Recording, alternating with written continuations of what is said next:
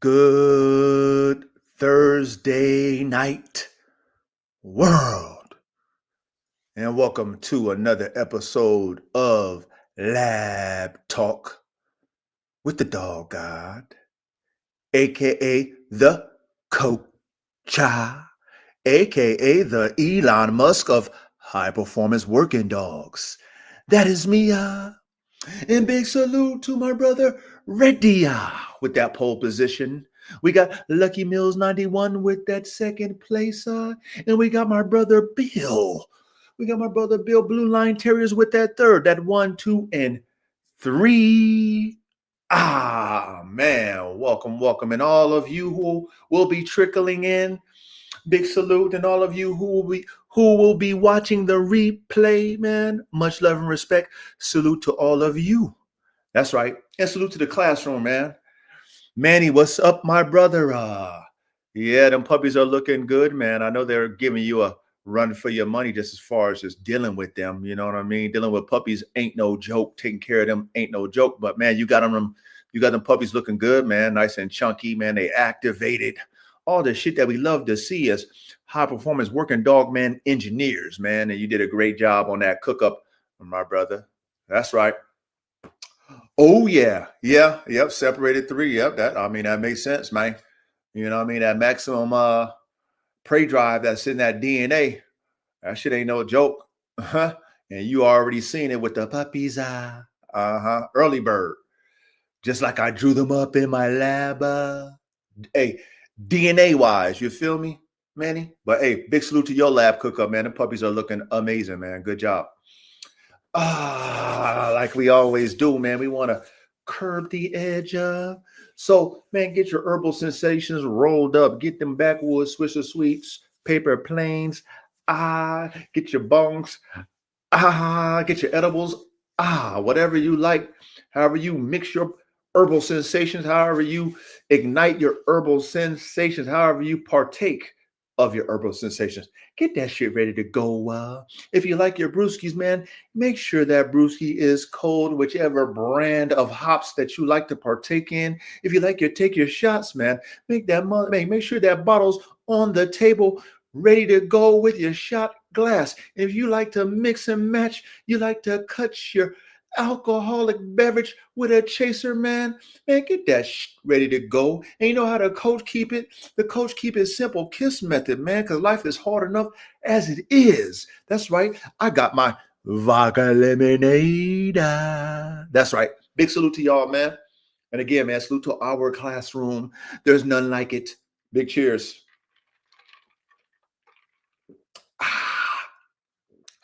Oh shit, I got my brother DC in the building. Yeah, my cousin DC in the building. Man, big salute to you, my brother. You know I got love for you, man.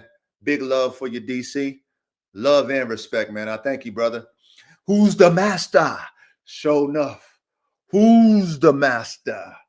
Show enough, man. The dirty heel, man. You want Show Enough. A man like Show Enough, you want him on your squad, man.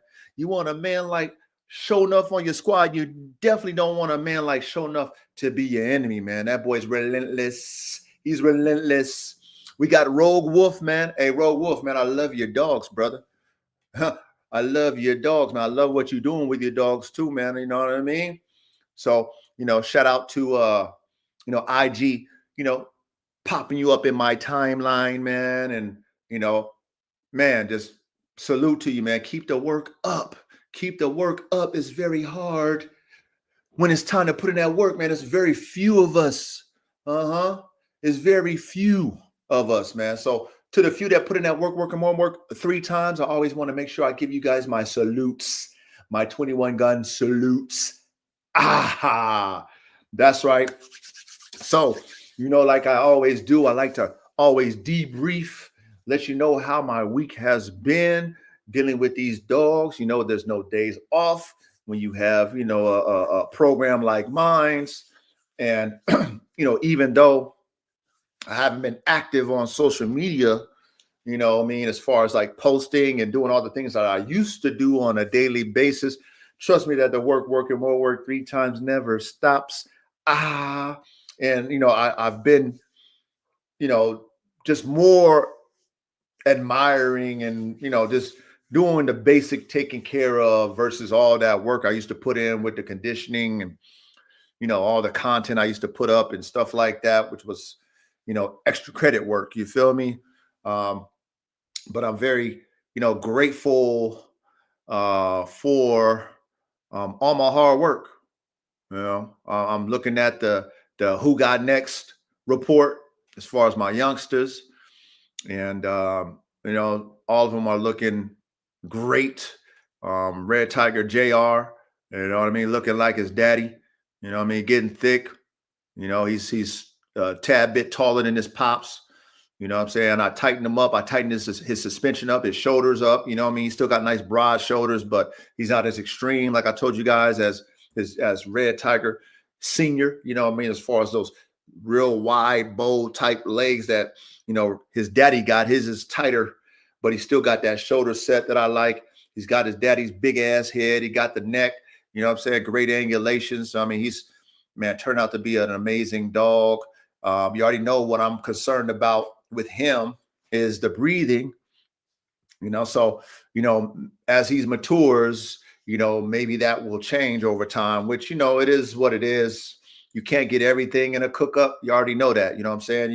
It's pluses and minuses to every cook up. Ain't no cook up perfect. And, the fact that I even got Red Tiger back, you know what I mean, from the dead, his damn near twin, for me was a blessing, when I cooked him up. So, big salute to Red Tiger JR.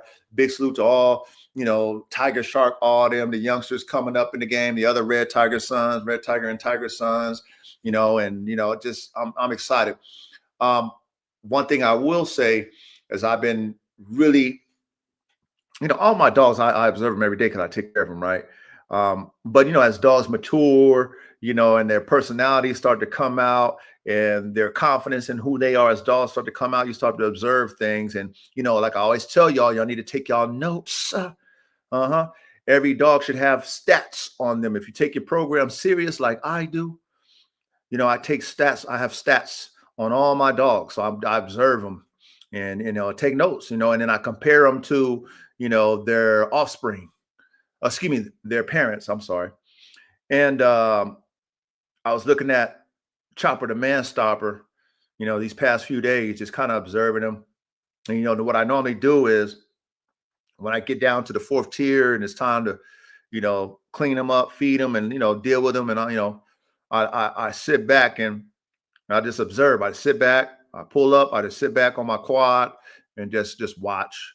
And they know I'm there, so everybody's calm and collected. It's just peaceful. So I just kind of be in my little meditative state, and I might say a prayer or two just because I like the frequency when I'm down there. But I was just observing Chopper the Man Stopper, and this is Bill. And those of you who know the cook up, the formula of Chopper the Man Stopper, that's a AK-74 band dog, which is an AK-47 Chopper band dog, which I created. And he's a splitting image of his father as far as the phenotype. Not as big though, but a splitting image. But I was observing him, and I was looking at his shoulder set and his neck. You know what I mean? And then also around his like cheek area, just observing the phenotype. And I was observing the bulldog in the shoulder set, and I was observing, the in the cheek, you know what I mean? I was observing the bulldog in the cheek. It's like a perfect blend of AK, but if you know the genetic profile, you can see the influence of the bulldog in there. You know what I'm saying? It's subtle. If like I said, if you don't know the notes, if you don't know the formula, you wouldn't see it. But I was observing because I know AK. I know AK's Bill. I know, I know where he come from. I know his mama and the background and all that. So I was observing him, right? And I was like, damn it, man, that boy looked good, man. You know what I'm saying? That boy looked really good. And then I was also observing his mannerisms and, how he is alike in, his drives, right? Very similar to AK. You know, they like that bike pad, you know, the sleeve type material. He loves that. He goes crazy over that. You know, when he sees that shit, he's be screaming and shit. You know what I mean? Going crazy. You know what I mean? Going ham. But you know, I was like, damn, this motherfucker. So I found out he has a bite fetish like AK. Now he likes the Kong, right? Now he never was fucking with the Kong before, but he shares, or not necessarily shares, but he's like roommates to a degree because, you know, Black Hawk has his own 10x10 and they're like next to each other. And, you know, they're very competitive in how they deal with each other, right? So Black Hawk always got to have a Kong in his mouth, always destroying the Kong, but they're always pacing back and forth. You know, they're very competitive with each other, but Black Hawk don't make any noises because he got that Kong in his mouth, you know, that's his pacifier. So, you know, he just on that rah, rah, rah without all the fucking vocals. But then Chopper the Man Stopper, you know, he wasn't really into biting bones like his daddy. You know, any of the toys I put in there, he ain't fucking with it.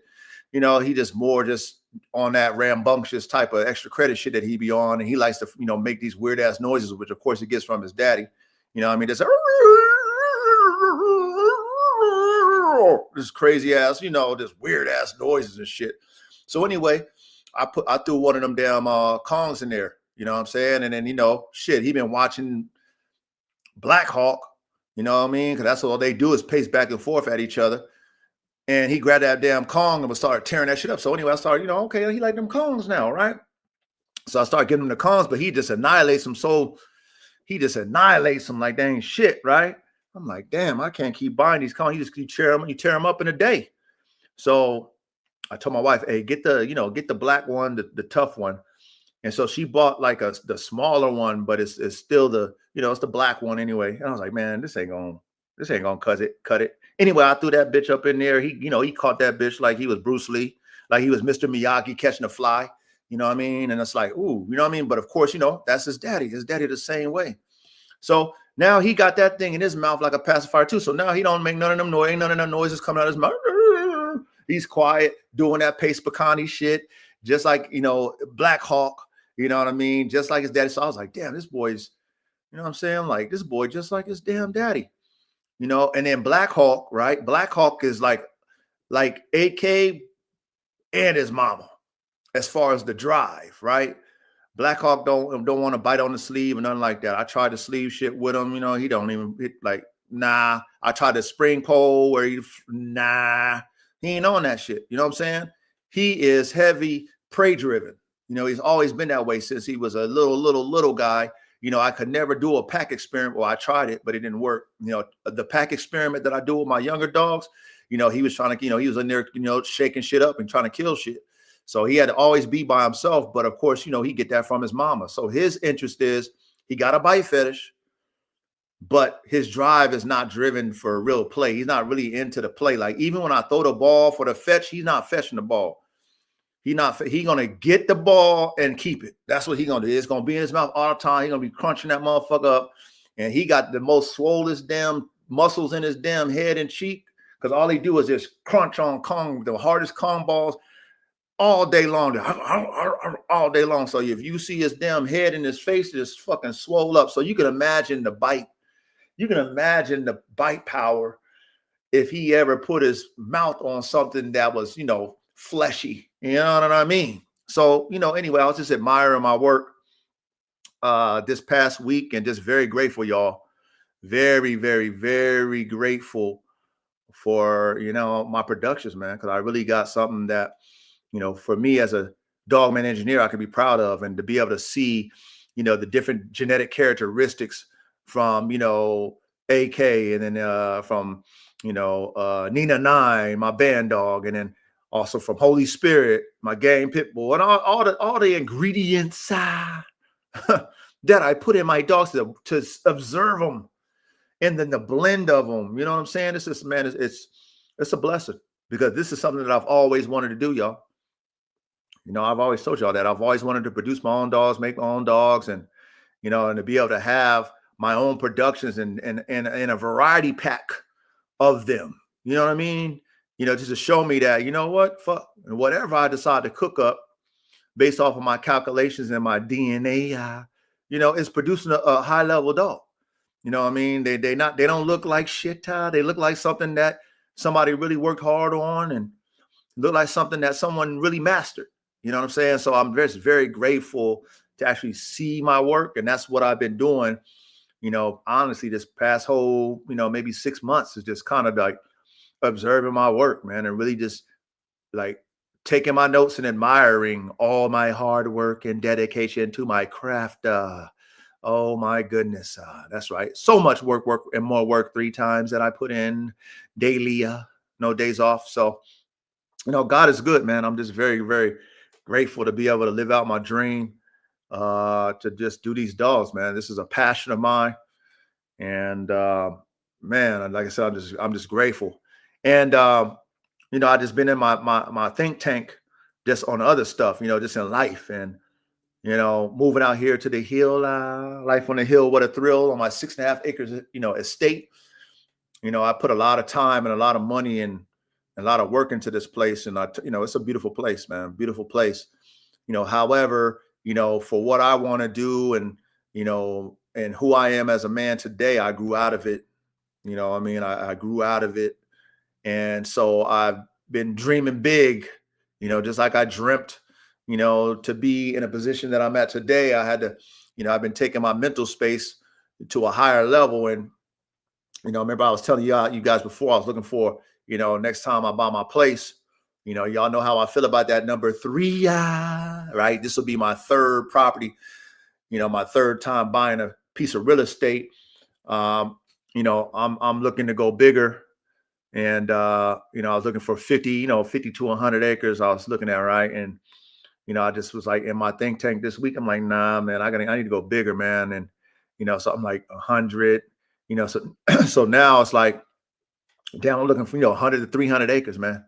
That's where I'm headed. God willing, he can hit me on that sweet 3 spot. Cause God knows how much I love that 3, 1, 2, 3, Father, Son, and the Holy Ghost. So, I say, I got to go for that 3 piece.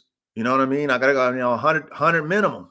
Now, I got to put in more work and more work 3 times. You know what I mean? So I've been working on that, just putting that plan of action together, being patient on some of the things that I already got going, but, looking forward to the next, 3 years of preparing for that, and then being able to have my ranch, 100 minimum, 300 plus acres. That's what I'm hoping for. So, that felt good to feel that inspiration to take it that far. But, shit, I'm not getting any younger. And it's going to require a lot of work and dedication. You know what I mean? So, damn it. It's just never no days off. But when you built for it, you know what I mean? Your genetics is built for that work. You know how we do with these working dogs, you know what I mean? How we put these genes in these type working dogs where they're built for the work. You know what I mean? Mind, body, spirit, work. You know what I mean? That's what I've always been preaching and teaching since I got on the internet. That's how I've always lived, you know what I mean? Since I was a fucking puppy myself, you know what I mean? That's just how I was brought up. It's just always about work and no half-assing. And if you did a half-ass job, you got to do it over again. And if you talk about it, you cry about it, you get your ass whooped. You know what I mean? You couldn't talk back. Like, that's how I live. That was my upbringing. You know what I mean? And then, of course, as a man, shit, that's what made me a dog I am today, man. You know what I mean? No quit, man. No quit. You know what I mean? Fall and die on my own sword, carrying my own cross. 2-edged sword to my neck, then you salute, you respect. You know what I'm saying? Take his own sword and put it to his own neck. That's who I am. Die hard. Bruce Willis. You know what I mean? But gift and a curse, y'all. You know what I mean? Being that type of way as an individual is a gift and a curse because, I have a problem not knowing when to stop. Straight up. And God has to intervene. God has to intervene because he knows who he built. He's like, man, fuck this. Like, shit, I give this man free will. I gave every man on the planet free will. You know what I mean? I gave this man free will, but he's someone I'm going to use. But if I let him make his own decisions, he's gonna run himself to the point of no return. And being that I need to use him, right? I'm gonna put, I'm gonna put a little, you know what I mean, a little barrier, you know what I mean, to force them to fucking change clothes, to force them to change lanes, to force them to pay attention. You know what I mean? And I salute the most high for that. You know what I mean? So anyway, this week was a good week, y'all. I'm very, very, very, very grateful for my dogs, man. I got some good shit. I got some good shit. And you know what's so beautiful? What makes it even more beautiful is that it's mine. I made it. You know what I'm saying? Us Pioneer Dog, man, we can take pride in it because it's ours. We can pay homage to those who came before us, and that's what we're supposed to do. But when you worked hard on your own vision and you made your own vision a reality and you see it in the flesh, you see it from when you thought about it and it was a wish or it was a dream. You was in dreamland dreaming, right? And then you fucking open your eyes and you can touch it. Oh man, ooh, God is good all the time. So just very grateful, y'all, man. Because hey, it hasn't been easy. I'm telling y'all that it hasn't been easy. But I digress. Big salute to you guys, man. Big salute. We're gonna cook. We're going to cook. We're gonna cook. Bando for life. What's up, my brother? Inquisitive Dejina. What's up, my brother? Rock Solid Pits, my brother. Big salute to you, man. B Bakari. Hey, if I slaughter your excuse me, if I slaughter your name, brother, please forgive me. I will get it right soon. But hey, big salute to all y'all, man. We're gonna cook just like we do on every classroom. We had an amazing modern dog marvels on the terriers. If you guys missed that one, hit that rewind. You know what I mean? The last one we did last Thursday. Top tier, man. Top tier modern dog marvels. Now, one thing about this classroom is, you got to pay attention in class, man. You got to, Students for Life dog training. Big salute to you, my brother. With our classroom, you guys, I always tell y'all, you got to pay attention in class. Okay. This is our content is not for the short attention span. Our content, I say ours because we all are a collective dogman brain. You know what I'm saying? Our content are for those who really want to learn and not be entertained. So when you have these, like we do these modern dog marvels, we're really breaking shit down like engineers do, like scientists do. We're doing a lot of reverse engineering of these dogs, and then we're building them back up, okay, in our content, in our conversation, so that we can truly understand why these dogs was bred, who, how, what, why, the regions and all these different things, you know what I mean? The genetic characteristics that make these dogs, like we really get into it when it comes to our modern dog marvel series. So if you guys really want to learn the engineering part of dogs, then you're in the right classroom, man, because there's nothing else like it over here on the net but ours. And I'm grateful for that, man. I'm grateful for y'all. So saluta. So I'm going to go ahead and drop the link tonight. I'm going to put the topic in the ticker. This is something that, us as dog women engineers, okay, this is something that is relevant when it comes to making top tier level working / competition dogs. Prices of these dogs and what justifies these type prices, whatever it might be. So I want us to elaborate on this. I want us to talk in depth on this. If you are qualified to come up on the panel, please feel free, okay, to hit the link. And we're going to cook up like we always do, man. Like we always do. It never fails, man. It never fails. So again, like I always tell y'all, I'm very grateful that, you guys have been consistent with me in the classroom, bro. You know what I mean? And it's always only going to be a few of us.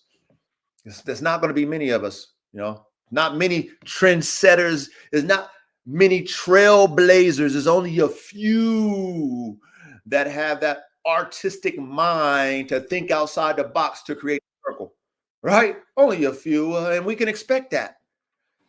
Salute coach, salute God, salute chat. Mm-hmm. Big salute. Hey, we killed that terrier modern dog marvels, didn't we? Oh yeah.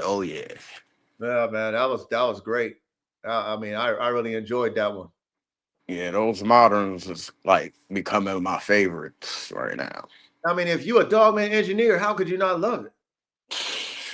Even the horse.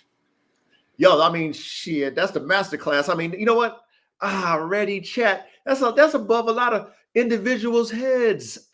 Hey, facts. I gotta put that one up, Student for Life Dogs. Shout out to Hove for that one. Hold on. My bad. Hold on. Student for Life Dogs. He said less is more. Coaches, plenty of us. Facts. Coach. Hove. Hey, I love y'all because y'all smart. Y'all smart, man. Tony says some smart shit too. You know what I mean? The little riddles. See, when you use your brain, you can had a little riddles and people who are thinking men or thinking women to actually likes their brain to be triggered and calculate. Oh shit, that's what that is. Bow. Then come back with a little riddle me this and then riddle me that. Man, y'all, man. I love y'all for that. Word, salute. Shit, we not dumb diddy dumb dumbs. Hell to the no, man. But yeah, that the horse one, how thoroughbred horse racing compares to working competition dog breeding. Yeah, that was phenomenal. Bro, that shit right there. But again, that's something that you gotta have, you can't have a short attention span. You gotta really sit in class, sit down in your seat or whatever. Keep your earphones on if you're working, really comprehend, watch it. You need to watch it, take some notes, understand the concepts, understands the correlations between the two. Like, I mean, it's going to take you to use your brain for those type of classrooms. Yeah. And that's why it's the master class. Yes. A hell of a lot of information in there. You gotta watch that joint a couple more times. Like, I mean, as always, man, we got our brother Tony. Tony has done it again. Salute, Tony. Yeah. Hey, Tony's another one you want on your team. You don't want Tony. You don't want Tony on your neck. Tony don't play. So big salute, Tony. Big salute, Tony. Man, so how was your week, Ready? Shit, I had a nice week, but like the other day, I usually get like my groceries now from Amazon. So a delivery dude come and deliver. So Okay. this dude was extra cool and shit. He was like, "Yo, I see you live upstairs. I'll put the packages upstairs for you." And I was helping him do the shit too. So he was like carrying them upstairs. I was like, "Yeah, I got a big ass dog upstairs and shit." He was like, "All right, cool." So he started putting the shit up there. And I was like, yeah, just don't open the door. I got a big ass dog in there, and I don't want a liability. And this nigga was like, "Oh, the door is open," and he went to grab the doorknob and he opened the door a little bit, and I was like, "No," but he stopped and shit. I was like, "Yo, Thank God. yo, shit, what would have happened to him?" Holy Right? shit! Right? You know what I'm saying? Motherfuckers don't have good listening skills nowadays. Yeah. I mean, you told them not to open the door. Oh, the door is open? Is that what I said? I thought I said not to open the door. How did you open the door from not to open the door? But that's the world we live in today, man. Yeah, man. Very sad, man. But I'm glad that didn't, cause you a problem where you have to defend, your dog doing what it's supposed to do. And you telling the individual, hey, not to open the door. No, he told me to open the door. Lame shit. Yep. Yeah, man. That shit hurt. That shit, like, my heart dropped and shit when I seen that. Like, Bro, man, that shit's crazy, man. On a side note, before we get started, man, I don't know if you follow and in chat too. I don't know if you guys follow the presidency politics or whatever, right? But I've been peeping game on, let's say, Donald Trump, and then Donald Trump is waging war on the cartels and shit, right? And the shit he doing is like fucking like like he's over there. He's damn near acting like he a cartel by it's like cartel wars, right? But now it's like this, right? So you look at it like territories, and you telling somebody like, "Hey, man, you can't sell shit on my block no more, man." And motherfuckers like, "Nigga, please, we've been selling shit on your block forever. What you gonna do about it, right?" And then Yeah. it's like, okay, well, I'm gonna show you what I'm gonna do about it. So just seeing him, what he doing, using the military and just blowing they shit up, and then also fucking telling them, telling the Mexican cartel like, motherfucker, we gonna do the same shit on the ground too, and we not taking you in, we just gonna kill your ass. Like they be talking like that shit. I'm like, damn, Trump going hard to the paint on these motherfuckers, man. Yeah, he on bullshit right now. Right, he putting a wave on them motherfuckers. So if you into that damn, if you into anything, you know, illegal and stuff like that, please watch your back, because they not playing with that shit no more. So y'all take it easy, man. Y'all lay low if that's what y'all doing. I'm not condoning it, but y'all better lay low, because the shit coming down hard nowadays. They ain't playing out there no more. They picking up anybody it look like if you fit the profile. Bro, they not playing no more, man. It's just it's they not playing. They serious about it, and they doing something about it. So just make sure y'all watch it. What I'm saying, lay low if you can. What I mean, don't be flamboyant if you out there doing things that you shouldn't be doing. Just watch out, man. Because when when the motherfuckers telling the cartel like, nigga, you come across here and watch what happens. We're not picking you up. We know where you at. We know all your routes. You know what I'm saying? Because everybody's snitching. So it's like, we know all your routes. We know where you at. We know everything. Now, if you come through, then we just knocking you off. We ain't no like, hey, we going to pick you, rest your shit. You know what I mean? Like, no, they ain't playing. So, bro, I'm seeing that shit like, yo, it's a different world we live in today, man. Oh, yeah. Shit getting realer than real. So it is what it is. So, man, let's cook up tonight, y'all.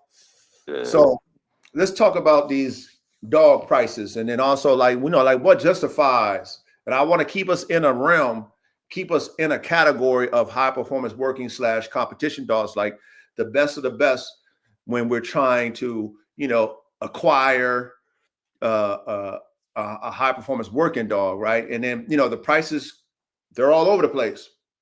Yes, you can be given a dog, but that's not what we're talking about tonight. You know what I'm saying? We're talking about you going out looking for a dog to compete with, a dog to breed, add to your genetic profile, that is at the highest caliber.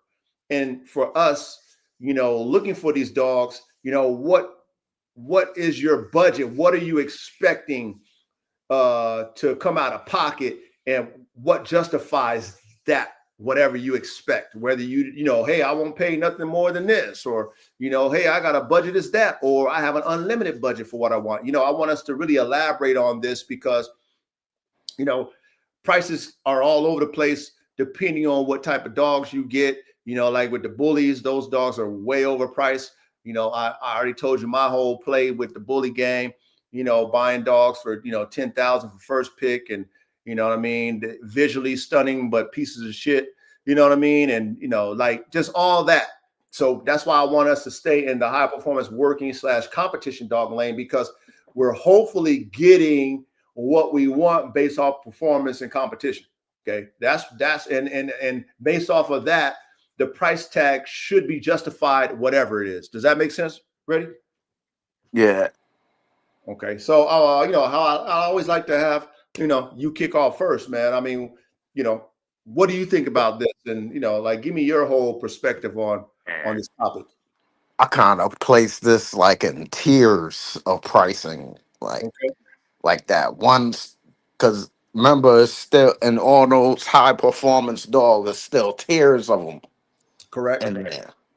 So yeah, the 1-star tier dog, that's probably gonna be that 5,000 to 10,000 price. Okay, so hold on before you move up to the next one. What justifies, like, what is that tier? Like, he don't have all the qualities you looking for, just the basics. Okay, but he's still high forming functional. Right. He still qualifies for that level. Yeah, he might do 2 out of 4 of the things you need done. Okay.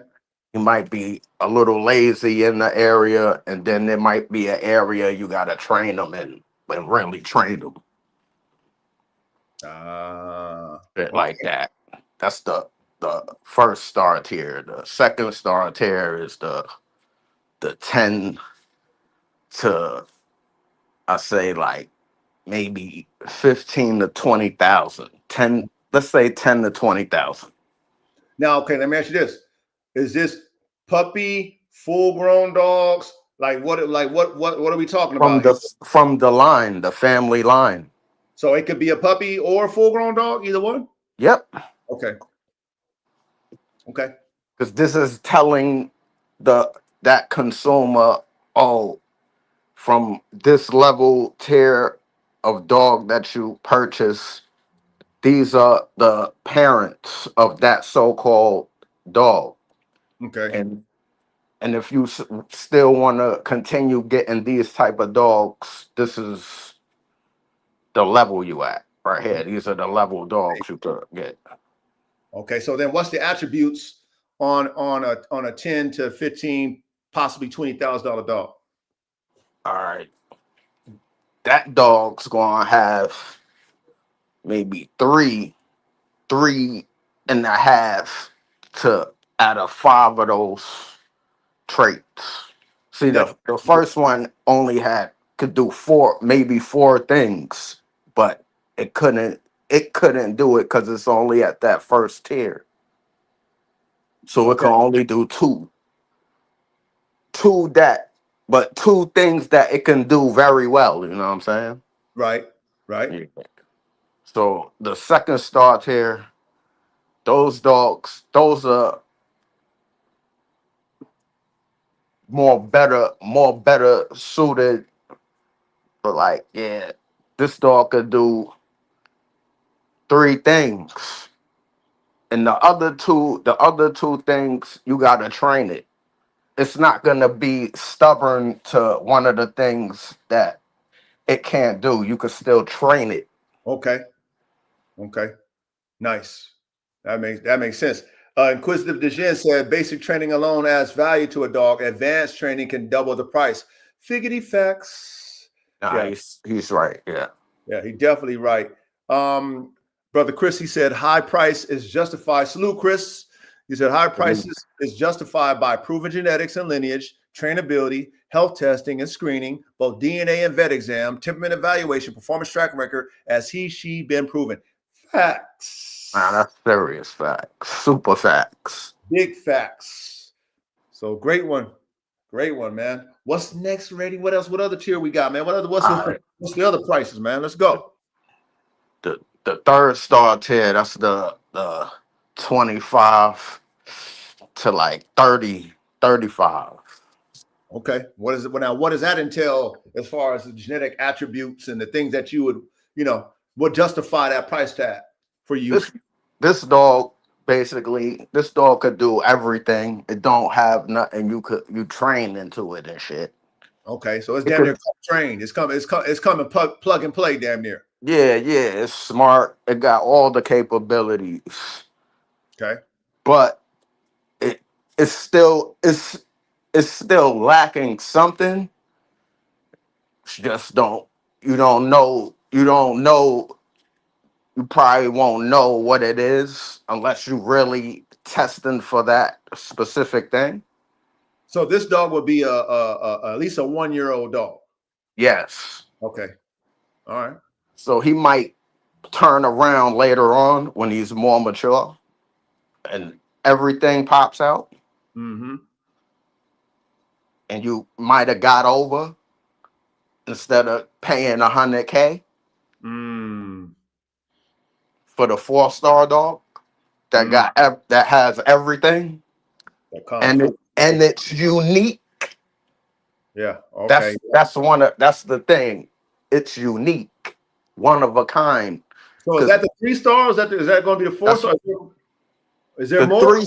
The 3 star can become that Okay. if it matures properly. Okay. Yeah, it depends on how it matures. But the 4 star, that's the 50 to 100 and better. And better. Nothing could get nothing's higher than that. And that's crazy because you guys hear about these bullies selling for $250,000, $500,000, $1 million, Yeah, you know, 2 million.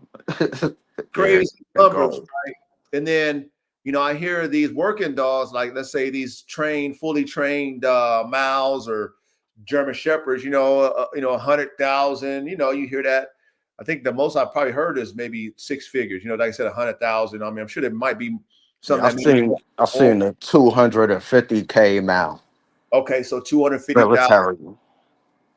Okay, that went to the military, or that was Yeah, it said elite military working male. okay. Okay. So, there's a lot of room in the price. And then the thing that we're talking about is what justifies that, like how you were breaking that down, Reddy, the justifications for these particular price ranges. And then for you or us, right? We're the ones paying for it. That price would mean nothing if there was not a market for those dogs. And then also, like you said, the rarity, the supply and demand of those dogs really justifies the price. And then also how much time you put into it, the training, the quality of the genetics, Yeah. you know what I mean? The stability, the temp, all these things come into play. Yep. And so when you're dealing with these working dogs, especially when you're going to compete. Now, when you're competing or you're breeding, right, you can easily justify a 5-figure to 6-figure price tag, because in your mind you're going to make that back maybe even more. So if somebody tells you, okay, man, I know you want this dog, and obviously you did your research, that's why you're inquiring, and the price ranges, let's say it's 50 to 100,000, right, for this 1-year-old trained dog. You're coming in your mind knowing that I'm spending this 50, but I know over time with the competition that I want to be using him or her in, and then also the breeding, what I'm saying, the genetics that I'm going to be able to pass on, or I got a partners of mine who would love to have a dog like this, but they are not, they're not maybe as financially stable as you, but that they'll definitely take one for 10,000. You know what I mean? So in your mind, when you go and get that top tier dog that's trained, that's unique, what I mean by unique, not many people have it, right? Because for you to have a dog with a top tier price tag, it can't be readily available to anybody. Nah. The blood, the avenue to be able to relate and talk to that individual who has those lines of dogs, that shit is not for everybody. Not everybody gonna get in that door. So you already know off the top that you're gonna come out of pocket for that. Okay.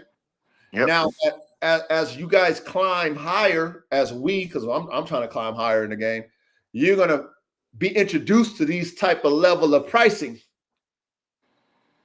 and then you will understand more why that when you're dealing with the best of the best genetics, it's gonna cost you a lot of money. You're gonna have to invest a lot of money in the best fucking genetics. Period. Yes. There's no escaping it. And then, like I said, then you fucking with somebody who's putting in the time and the training and the hours and the expertise, and to make sure your dog is plug and play too. Yep. Shit. But in our community, right? It's not, like I said, it's very few people that are even in a competition level with their dogs. And shout out to the ones who's actually doing competition with their dogs. So it's very few that's on that level. And then the popularity of dealing with a working dog, because it takes a lot of work, right? Not a lot of people are into working dogs because of you having to put in the time and effort to work the dogs. Most people are lazy, So, you can get a working dog for a damn near working man's price. You know what I mean? I mean, you can get probably a good Malinois for about, 2,500, you know what I'm saying? And depending on the levels, you can get you a good German Shepherd for maybe 1,500. You know what I mean? Like the prices aren't that, ridiculous. Nah. And it's a pretty decent dog. You know what I'm saying? Like you can do what you need to do with that level of dog with that price tag, right? But when you compete and then you're competing with dogs that you've never seen before, bloodlines you never heard of before, and then you take your dog, which you thought in your mind was a great dog, because you know that's the level that you've played at, and that's all you know. Then you go into these different arenas, or you go out and you travel to these different places and you see these different top tier dogs, and then you get a damn reality check. You get a reality check. Then you say, okay, well, damn it, man. Oh, you now you start to get, excited about what you're seeing. Damn, I got to get me one of those. You know what I mean? So, I mean, it's like seeing one of your favorite cars for the first time. Like, I want to get one. You know what I mean? Then you go and inquire about it. And then they tell you something that blows your fucking wig back. They say, man, yeah. No, there's a waiting list. They're gonna tell you ready. They're gonna tell you there's a waiting list. Yep. Oh, okay, no problem. I mean, I ain't in no rush. How much, man? I really want one. Then they tell you with a straight face, man, 100,000, 50,000, 25,000. Those are price tags that most people, That's cars and shit. Yeah, that's car shit. They probably don't even pay that much for their cars. Yet alone have cash, because they're not going to finance those dogs. They want cash. Like cars and house payments and shit. Yeah, they're not going to let you do that. You're not going to get a payment plan on a dog. I mean, maybe somebody would do it, but to me, honestly, that's dumb. You're doing payments. Yeah, that's bullshit. They got your dog, and then they'll renege on the payment. Like, what you going to repo the dog? Good luck. You know what I mean? Like that's different than a car. You know what I'm saying? So most of the time, you're gonna have to cash out. On a dog. So now you got 25,000 for that dog. We got 50,000 for that dog. So unless you in that arena, and just like Inquisitive Degen says, okay, the market dictates the price. That's true. But see, we're talking about competition dog type, working type dog type. You know what I'm saying? Like that's a whole different arena. Like their market. Yeah, their market is the competition that they're in. That's the market that they're in. So as long as they're competing, that dictates the market for what we're talking about. You know what I'm saying? It's not like how we're in a low economy right now, right?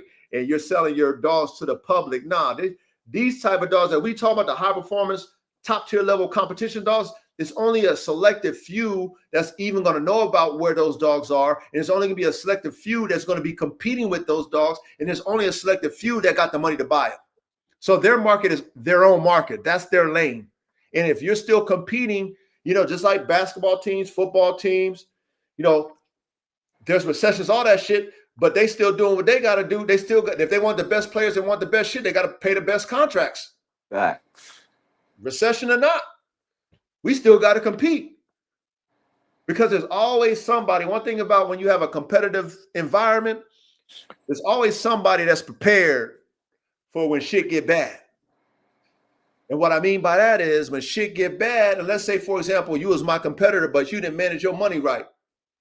And your team is, kind of in shambles because, you couldn't keep up with the times. Then guess what I'm going to do? I'm going to buy you out. Or, since we're talking about dogs, let's say there was a dog I wanted from you that I really liked. And let's say I never told you I wanted it, but I admired one of your dogs or a couple of your dogs. And I knew that, financially as a team, you wasn't smart. You wasn't prepared. I'm coming knocking at your door and I'm pulling your pants down because you wasn't prepared. Okay. That's how it is when you're like in a league type of shit, when you're dealing with these competition type dogs, is somebody going to buy you out? If you can't keep up with the competition in that league that you're competing in with your dogs, whatever that might be, somebody gonna buy you out if you got some good shit. If you ain't got no good shit, then you're gonna sink with the ship. But if we're talking dogs, you spend a lot of money on your program, you spend a lot of money on your genetics, you know what you're doing breeding, what I mean? Things are getting better and better. You got a whole system in place to develop your dogs. people are going to inquire. If you really got them type of dogs, they're going to inquire, and the people that's inquiring are serious. So they're going to be able to spend, 25, 20, on a puppy. Yeah. On a puppy, you got to develop. So there's a lot of variables to these prices, but I don't want us to ever get to a point in our mind where you really think that you can have a program that is everything is at the highest level of standards. Your program is built that way. That's why we call our community the high performance working dog community. This is the highest level. That's why I'm the Formula One. I think of the highest level when it comes to genetic profiles and genetic performances. You know what I mean? So my standard is super high. Go ahead, ready? You gonna say I something? just thought of some crazy shit in my head. Like, damn, it felt all right. So, am I training the dog before I sell it? Well, okay, so that's what Inquisitive Dejan and Chris was saying. So if you have a dog that's already trained, like how the military fight for the military, right? What they do is they buy 1-year-old dogs from overseas that has the basic Command. the basic type training to them. You know what I mean? Not the highest, but just basic enough where you can take them and, like you said, take the dog and refine it. So you take your dog unit, they take it and they're able to take it in, and it's not like it's starting from scratch. Right. So that's all they require in the military. And because the military buys so many, they can get a 10 pack for 15 a piece, or or whatever. They get a 20 pack, for 20, whatever their prices is, which we don't know, but I know they spend a lot of money on those dogs. Yeah, I was about to be on some shit like the Force dog. I'm selling it for like 50 to 100. Then the person that buys that dog from me trains it and gets to sell it for $250,000. Okay, that too. But see, you got to have that market. You know what I'm saying? Like and that's why a lot of guys import their dogs, because they want something exclusive to where if they come into any type of arena that they're competing in amongst their peers and they showcase at a high level, all your peers and your fellow competitors are going to be asking you, yo, that dog is dope, because we all admire the dogs. We all here for the dog. So we're going to be like, yo, that dog's dope. You know what I'm saying? Where'd you get that dog? Who'd you buy it? You bought that dog from such and such? Oh, that look like such and such dog. No, I bought that from freaking, Pierre over there in Italy and shit. What? Who? Yeah, I got this motherfucker over there, Pierre. Man, how much you pay for that shit, man? I mean, shit, you don't want to know what I paid. No, man. How much you pay, man? Man, I paid about 100,000. I paid 25,000. So, like you said, you buy it for, let's say, 50 for whatever reason. You do it. You hook it up to wherever you want, however you want to hook it up. But let's say for you buy it for the flip, and then you got partners who really can do something with it, and they got a breeding program. They need some of that type of blood. You've already showcased that blood. Then maybe he's willing to pay $250. Or what I see a lot of these dudes doing on the internet is they selling to rich people plug and play dogs for that type of money, who want a fully trained dog. They'll pay $175,000 for a fully trained Malinois. That's plug and play. Mm. Or you selling to a dignitary, somebody overseas, a king, somebody like that who got stupid bread, who just, got money to spend. So, hell, they'll pay $300,000 for a fully trained mount. Right. So depending on your market, in a sense, the arena that you're in, if you're competing, getting prices like what we're talking about is not taboo. it's not far-fetched. It's a reality. It's a reality. But again, we're talking about it, and a lot of people hear these numbers and they're like, I would never. There's no fucking way. All right. Okay. No, that sounds good in your mind, right? In those people's mind, they can't fathom that because they don't understand that level of people who compete at that level. They don't understand that level of people who are willing to pay for something at the highest level of what it's supposed to be. So, as long as you meet those criterias of those people and they know how hard it is to find, first of all, that's why I said it. What they say, a good dog is where you find it. Have you ever heard that one, chat? Have you ever heard that ready before? A A good dog good is dog is hard to find. no, a good dog is where you find it. Is where you find it? Nah. Yeah. You never heard that one before? Nah. Chat, have you guys ever heard that one before? A good dog is where you find it. Okay. There's a saying called a good dog is where you find it. So you could be looking for that good dog, but if you don't find it, you never have it.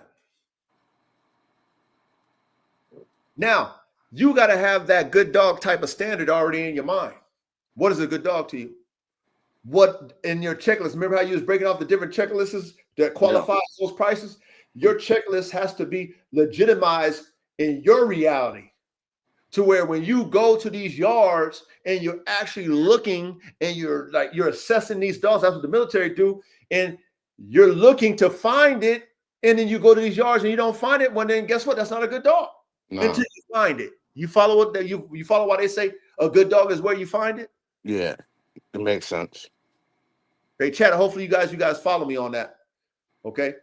So when our standards are high, because we done dealt with so many dogs, we done seen so many dogs, we done got close in our program, we done failed in our program, our standards are super high. And we go out and we start to knock on doors and ask these individuals, hey man, have you ever seen a dog? Anybody who got dogs like this, like that, like this? And majority of the doors you knock on, ain't nobody there that got the dog you looking for. Because bro, they're telling you stuff like, oh yeah, I can get you one like this. You're like, nah. Hey man, what about this? Nah. Man, this will be perfect for you, but not for me. Word for you. Not for me. Now, because of that being so hard for you as a dog man and you really know what you want, now when you fucking finally find it, and let's say when you finally find it, that price tag is, let's say, $50,000.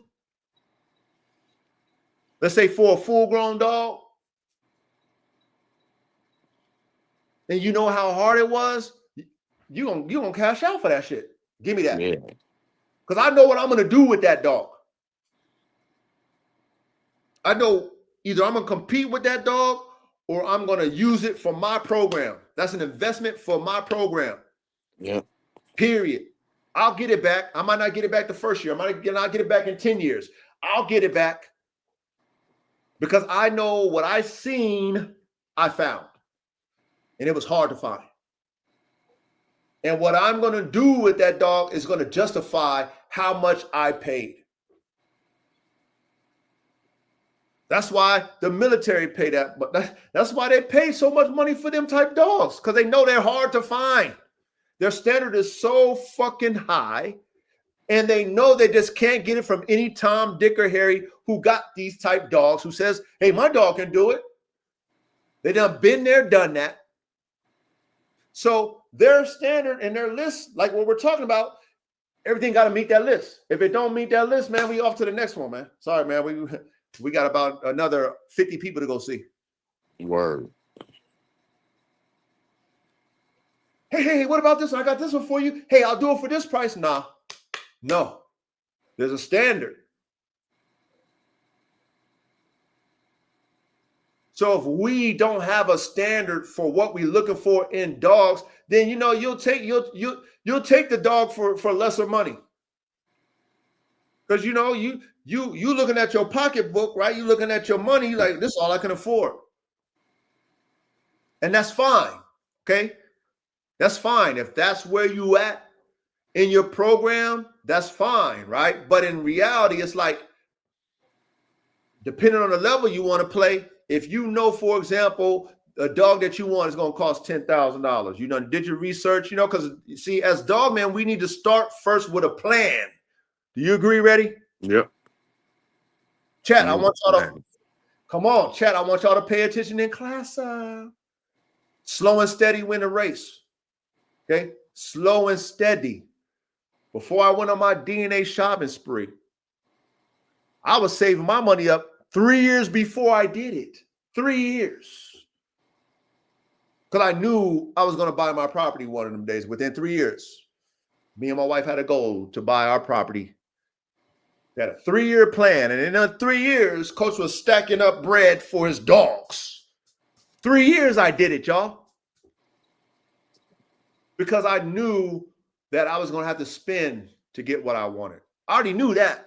But I didn't want to be in a predicament where once I found what I wanted, y'all, I couldn't cash out. I wasn't up there like, hey, man, I would never pay. Like, I was never talking that foolish ass shit. I wasn't foolish in my mind coming in the game. I knew in my mind, if I want it, I'm willing to pay for it if I want it. Yeah. Like, that's how I thought in my head. So I said, you know what? I need to prepare for this. Okay, this is my vision. I want to make a pit bully. I already got my pit bulls. I've been fucking breeding those since 2005. I got my shit. Okay, now I want to make a bully type pit bull that's built like a fucking linebacker, but fucking is game and driving like a pit bull. That's what that's what I was thinking in my head. Okay, along with all the other different creations that I was thinking in my head too. Okay, but I knew them bullies was gonna cost because they already was costing. So I knew that. So So you all have to come into your reality the same way with your program. You got to come into your reality like, you know what? For the level that I'm trying to play at, if I'm trying to be above par, right? Not par, not average, above it. I need to make sure that I look for my caliber of DNA in the right places. Yeah. And in those places, I'm probably going to be paying a premium. Like, expect this pregame. Like, that's your pregame mentality. I'm going to be paying a premium.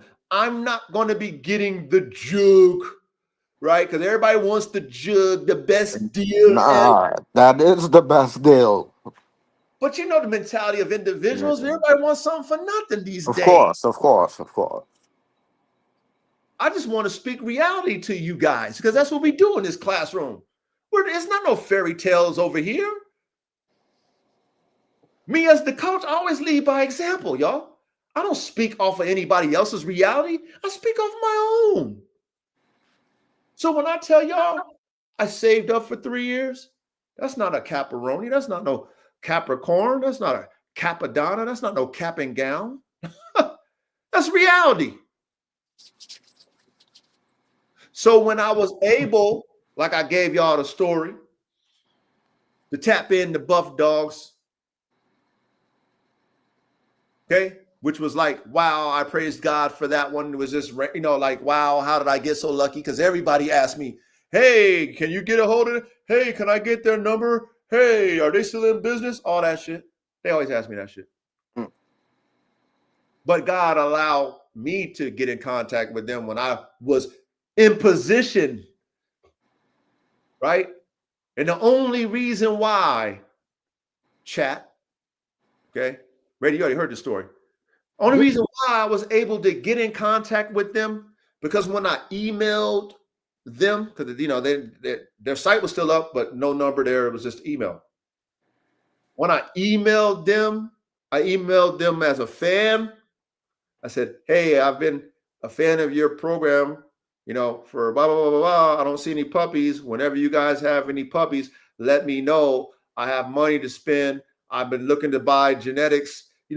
I'm serious. Let me know. You know, even if you got older dogs, I got money, I want to buy. You know, I'm just, you know, a fan. Oh, I got their email. I got money. Click send. You know what I mean? A week later, shit, I get a response. Hey, by the way, your timing is perfect. It was Jackie. And because I was saving for fucking 3 years, I had money to blow on dogs, man. I had lots of money blowing on. I was that serious about my program, so I was able to buy more than even what they expected. I bought their whole program. I already told y'all that. I bought their whole program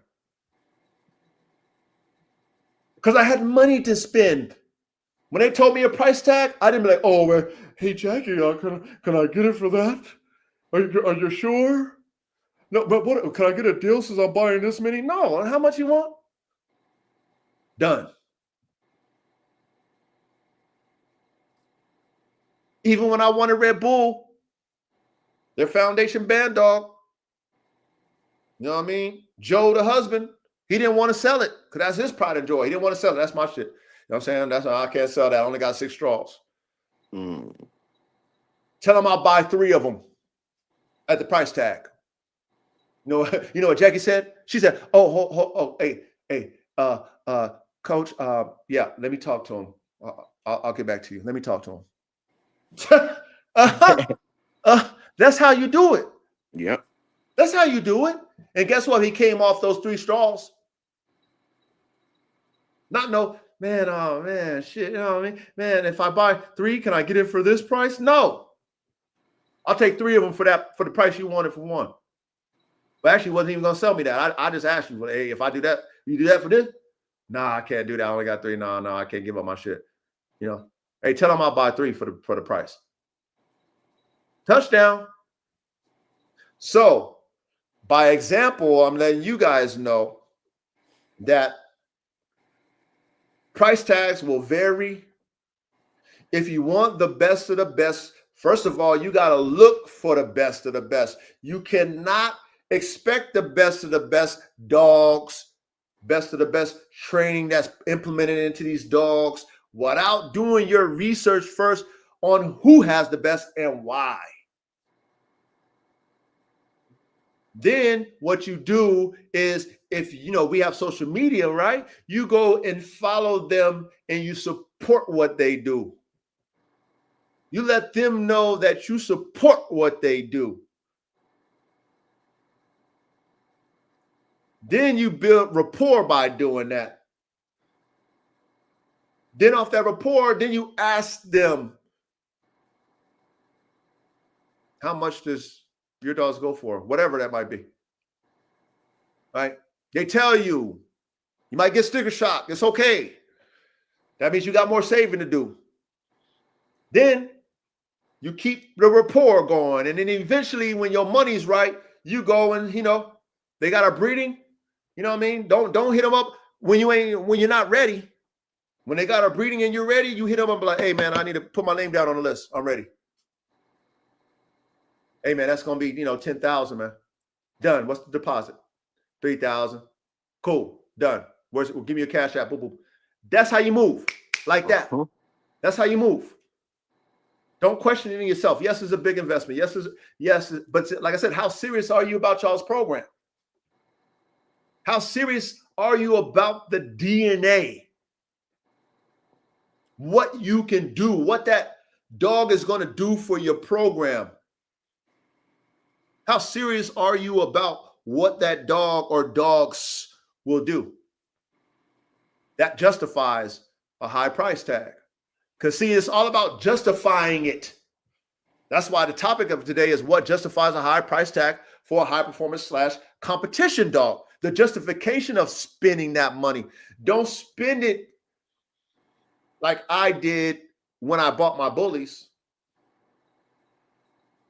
See, I bought my bullies off of appearance and believing, you know, these breeders, these bully breeders who are liars. So when I was cooking with that, it didn't turn out the way I saw the dog that I bought. Because it wasn't bred the way they say on them paperworks and all that shit, right? You know, we talked about that. And they're not put together like performance working dogs are, right? Health first, ability functional, you know what I mean? Structurally functional. All None the of them shit. none of that. It's all just a look. Extreme, whether it be big head or whatever it might be in those bullies, that's all it is. A color, whatever. The health of them dogs, whatever, that doesn't count. The breeding don't count. It's just what they look like. Ooh, they got the wow factor. You know, I need $20,000 for it. I need $10,000. And I justify the price tag for me is because I'm thinking I'm gonna get that type size. I'm gonna get all these different things that the breeder's telling me because I'm green to these genetics that these guys is talking about. I'm green to even being able to even afford a $10,000 dog. I'm green to that arena of that type of price tag. So I'm getting sold and believing into these these bully breeders, like all that shit. And I didn't find out until I was actually in too deep, when I was able to meet these individuals like Terrell Quincy and Bobby Deans and talk to Chris Moore, all these guys. When I'm in the arena, now I'm talking to them and now I'm knowing the truth. They telling me the truth about the game. I didn't know the truth, but I'm already multiple thousands of dollars in. Multiple thousands. I don't even want to. I'm ashamed to even say it. So when I spent that big bag on AK, okay, and I had my reasoning why I was buying AK, and it ties into what I started with my program, with my Pitbull program, okay, and I didn't even pay nothing close to what I paid for AK when I started in my Pitbull program, nothing close. But because I was buying performance and I wanted size, and I wanted a certain phenotype, the price tag was justified for me. Because I was already tainted on the bully shit. My mouth, I had what they call a sour taste in my mouth. Yeah.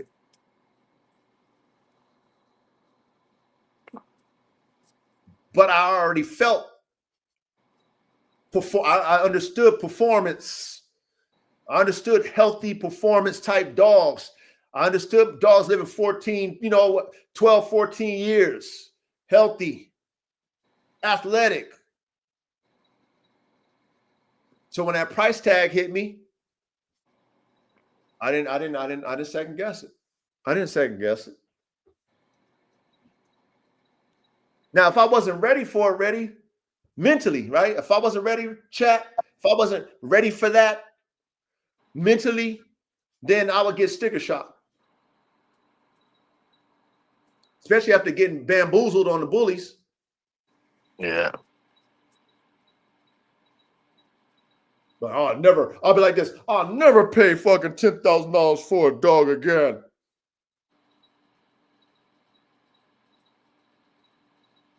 What you want for AK? 12. Bully. You know what I'm saying? Like, that's more than the $10,000. I mean, I paid multiple $10,000 for multiple dogs. Multiple, y'all. I would never sell AK. There's no price tag for dogs like that. I mean, honestly, not for me. You know what I'm saying? Good. Unless you offer me something just stupid, ridiculous, and I'm able to take a limited amount of straws off them, possibly. I'm definitely getting the straws, no doubt. Possibly, you know what I mean? But in reality, that's one of them dogs that you just keep by the hip. He's unique. He's that unique. You just milk his balls by the cow. Exactly. He's unique, and you milk his nuts like a cow. You know what I'm saying? That's what I'm gonna do. You know what I mean? Just because that's not a dog that you're gonna ever probably get again. I'm just speaking from my own reality. So I'm just gonna, milk his nuts, and he'll just stay with me until the end of his days. So at the end of the day, I'm a gatekeeper. So honestly, for what you're saying, Reddy, for me, that would be strategic in my mind, because now I control everything when it comes to him, period.com. I control his legacy. I control it all. So in reality, there is no price tag for him. Yeah. But I'd rather be in control of his legacy and allow his offspring to dictate what's next than to let somebody have a once in a lifetime dog and then they don't do what I would. They, what I'm saying? They fuck up his legacy You know what I mean? I couldn't do that for him as his promoter. You know what I mean? But I had to come in the game understanding that I have to pay to play, you guys. That's my point. That ties into what we're talking about tonight, you know, the justification of it. Like I had to understand coming in that if I wanted what I wanted, not what you wanted, not what somebody else wanted, not what everybody else was doing. What my vision was for my program is I wanted a certain type of performance dog. I wanted to make performance bullies. I wanted to make band dogs. I wanted to make bulldogs. I had my vision on how I wanted to do it. I had my genetic characteristics, what I wanted to buy, and I had the money to buy it. I had the money to buy it. So when I had an opportunity, like what we're talking about with AK and all the other dogs I bought, but like when I talk about with AK, I had an opportunity to get on a list, not even a waiting list. I was on a list. I was luckily able to, you know, get on the list of people who were already buying their, you know, picking their picks. And I wanted first pick female out of that breeding because I already got my males. I had Shaka, all them, right? So I wanted a female. No females are all sold out. All the females are sold out. Damn, you just fucking posted the breeding. Damn, you just posted the breeding. You just posted it. Did the breeding. Yeah, mate. You know what I mean? Everybody wanted this shit before. You know what I mean? All his partners overseas have bought them dogs up. All his partners that knew him was on already was begging him to do the breeding. So they were already sold out before he even did the breeding. So by me hitting them up, I'm the first one. You know what I'm saying? Yeah. Nope. All the females. Damn. You know what I mean? There was only 3 male spots. So second pick, first, that's the closest to first. Cool. Let me get second pick. Bow. You know what I mean? The rest is history as far as just, you know, me getting AK. But you know what? I went overseas. Remember I told you how a lot of motherfuckers, if you really want that exclusive shit, you got to go overseas. And that's nothing against my brothers, you know, in the States, but it depends on how you want to play. If I want to make a stance and I want to be known as a pioneer dog man, I don't really want to have what you have ready unless you have what I need ready, right? Now, if you my partner and you think like me ready, and me and you are that level of dog man, like you got your shit exclusive, I got my shit exclusive, your dogs is top tier, my dogs are, of course I'm gonna break bread with you because I know that you thinking like me. You got exclusive, I got exclusive. Right? Like Reddy got exclusive. I can't get it from nobody. The boys overseas don't got what Reddy got. Reddy took that shit from overseas and cooked better than the boys from overseas. So Reddy got some exclusive. I need that, Reddy, because you know your standards are like my standards. So now we breaking bread. That's what, because we got the same, like, you know what I'm saying? Like our vision is the same. Right. You know what I mean? Your standard is my standard. And we both have something that we don't have, but we want. So then that's when I would fuck with you here in the States. But most people aren't thinking like this. Most people now, especially in America, they just fucking copycatters. Anything that's popular, other motherfuckers doing that's got a wave, they hop on that bitch. You know what I mean? They see, oh, that dick is good over there. They hop on the dick. Everybody like that dick. Let's hop on it. Hey. That's Americans. The hard work. You know what I'm saying? The process, enjoying the process, even though it might be long and strenuous and stressful, costly. Americans today is lazy as fuck. They don't. If it's easy, they hop on the wave. Oh shit, that's the wave, the easy wave. Let me hop on it. Ugh. So when you're thinking like that as a dog man, you know, yeah, you can find, you know, a pit bull, you know, a dime a dozen in the United States. Yeah, you can find a Mal, a dime a dozen in the United States. All kind of dogs, because you know how we do. You know, we Americans, we got money. You know what I mean? So we can go and buy shit. You know what I mean? And then motherfuckers start doing it. You know what I mean? You know, they start figuring out how hard it is, and they start doing a blowout sale. You know, because it's hard. Yeah. But if you're serious about your craft, this will justify how much you are willing to pay for a high performance competition level type dog. Okay. It will justify a high ticket. Where when you tell somebody you spent $20,000 for a damn dog, they'll be like, "What, 20,000? Are you fucking crazy?" Yep. That's exactly what they would say. For a damn dog? Oh, Who does that? Well, I mean, so not they. Yeah. there's a reason why I did that. You know what I'm saying? Like, yeah, there's a reason why. It's not a pet. You know what I'm saying? That's why I had to make sure we understand what we're talking about over here. We're not talking about pets, you guys. You know what I'm saying? People buy pets. Honestly, to me, a pet shouldn't cost no more than $2,500. To me. Or free. Or free. Yeah. Or free. Free is always nice now. Okay. But like I said, when you're competing and your competitors are fucking with the best, you can't come with nothing less but the best. Think about it, like I always say, think about it like sports, the league, NFL, NBA. There's a recruiting pool that all the top level teams recruit from. They all recruit from the same well. Like I said, Reddy, if I know you know where all the best dogs is, and I know you, Reddy, guess what? I'm reaching out to you, Reddy. I'm like, Reddy, where you going to get your dogs? And hopefully, because I'm a good diplomat and I got a good rapport with you, Reddy, and me and you are cool. I don't hate on you. I don't knock your dogs. I ain't upset. I ain't jealous because you got your wave going and I'm nothing gonna like steer that. you in the right direction. Yeah, you're going to take care of me, man. Because you know what? Hey, coach is cool, man. Coach, all these other niggas be hating.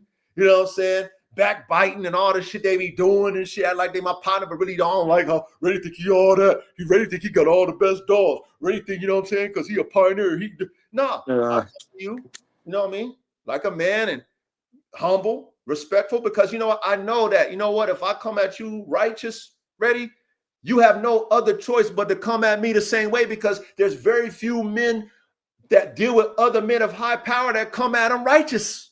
True. Most men, when they see another man of high power, they're jealous and envious like females. Or scared. Or scared, yeah. But now more so, they're more feminine, so they're just jealous and envious. You know what I'm saying? Because they're more feminine. Men are more feminine nowadays, not me, yeah. So they're very emotional, so they get jealous and envious and shit like that versus, saluting and shit, paying homage, showing respect. You know what I mean? That respect and paying homage goes a long way, fellas. Real shit. Goes a long way. Goes longer than thinking that you machismo and pounding your chest every fucking time. Goes way longer by you just being humble. So I'm going to you, Reddy, like, yo, man, hey, Reddy, man, man, you got some good shit, Reddy. Like, man, my money right, Reddy. Like, you think I can come out there and play ball with you? Hey, I'll give you a referral fee. You know what you probably gonna say to me when I say I'll give you a referral fee? You be like, Coach, man, don't even trip, dog. I got you. Come on. Yep. I got you, bro. I like you, Coach. I got you. Don't even, you ain't owe me shit, bro. You can play. You can pay to play too. Come on, man. I'm gonna introduce you to my peoples. I'm gonna show you exactly where to get dogs like these, Coach. Now, Coach, I paid this much. Hey, Reddy, I told you I got my bread right. I'm ready, Coach. I mean, hey, Coach, you can't go in there and negotiate. Hey, Reddy. I told you my money right. Okay, cool. You know what I'm saying? Because you gonna put me up on game, Reddy. Yep. That's what you're supposed to do. I'm not gonna go to you. Well, Reddy, I'm gonna come with 100,000, but I'm gonna say, hey, man, how about I give you 50? Because especially Negroes, man. Negroes is the one. Negroes is the one. Half-ass shit. Yeah, like stop playing. Let's do good business, man. That shit goes a long way. Then guess what? When you do good business, then that's when the deals come. That's when they come and say, hey, I got something for you. Yep. Hey, Coach, since you spent, with me the last time, I got something, man. I'm willing to let it go for the low, man. Come and take advantage of it. I want you to have it. Done. Now you came up. Yeah.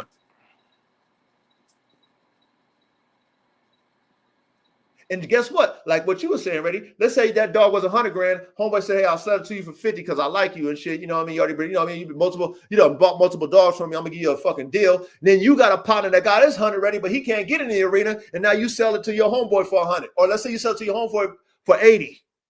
Now your But now homeboy, we got a deal together, so I get right, the first breeding. right. That type of shit. I got you. Yes. That's how it works. That's how that network works. See, when you break bread with people and you pay their ticket, that's when they come back and give you those deals later on the back end. You start getting those deals. You start getting those free dogs. Things like that start coming your way. And then let's say you got an arena, you got a market, you got partners and shit that can't afford it, but they got their money right, but they just can't afford it like you. Now you can give them deals and give them the best shit. But even to them, you're 50 to 100,000 and their 10, your 50 is like their 10,000. So Right. to them, their $10,000 is a lot of money, which is okay. Mm-hmm. Which it is a lot of money. It is a lot. Yeah.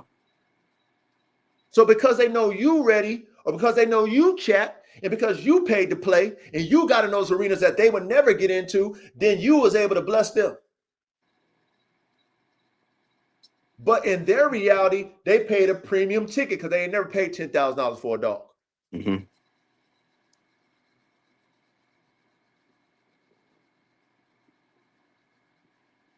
So again, it's about what justifies it. What justifies these price tags.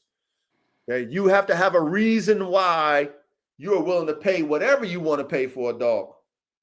And if you are playing at the highest level, oh yeah, be expecting to pay to play.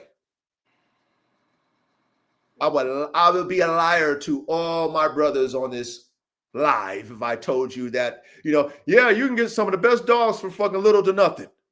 Or you can get the best deals on the best dogs, just wait it out. No. Not no high performance competition dog you want. I got you for the low, 50K. That's not a reality for a high performance competition. It's just not. If you are in that league. Now, what they say, beauty is in the eye of the beholder. Yeah. So like I said, if all of you only know a certain level of dog and you think that is the highest level, then, that's just where your level is. That's where your eyes for your dogs is. That's where that's the dogs that you've seen. Right. But let's say, for example, you were blessed enough to be in the arena of someone who buys military or police dogs, then you will be, your mind will probably be blown. Because you ain't never seen dogs that, fetch a $50,000 to $100,000 price tag. And it looked like the dogs you got. Oh yeah, looks can be deceiving though, and that's why we always say to ourselves, if the looks is last. Like, you can have an ugly dog, but if it does the job at the highest level, that's the best dog. I don't give, like, this is not a fucking dog show. No matter what it look like. Yeah, this is not a confirmation show. Okay, this is a performance. Think about all the athletes, that they're not appeasing to the eye, but they're superior athletes.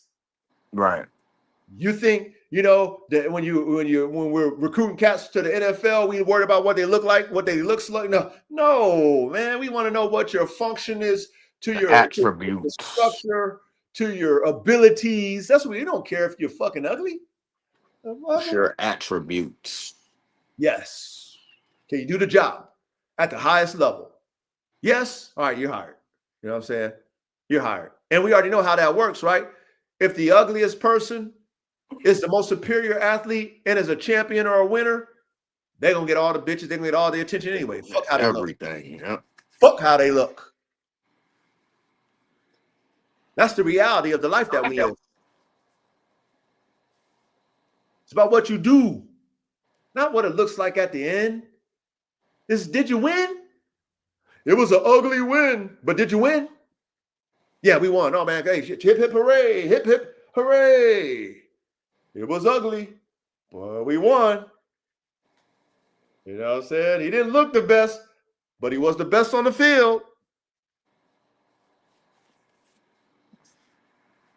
But when it comes to performance, you guys and gals, you're going to pay to play. There's no ifs, ands, or buts about that. Nah, you gotta pay. Shit.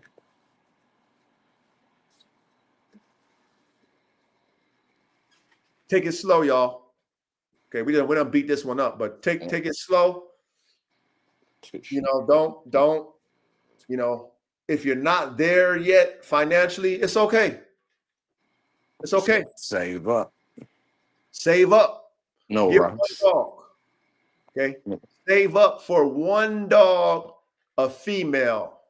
Do your research first of the dogs that you feel that fit your caliber when it comes to the level of performance and genetics that you want in your program.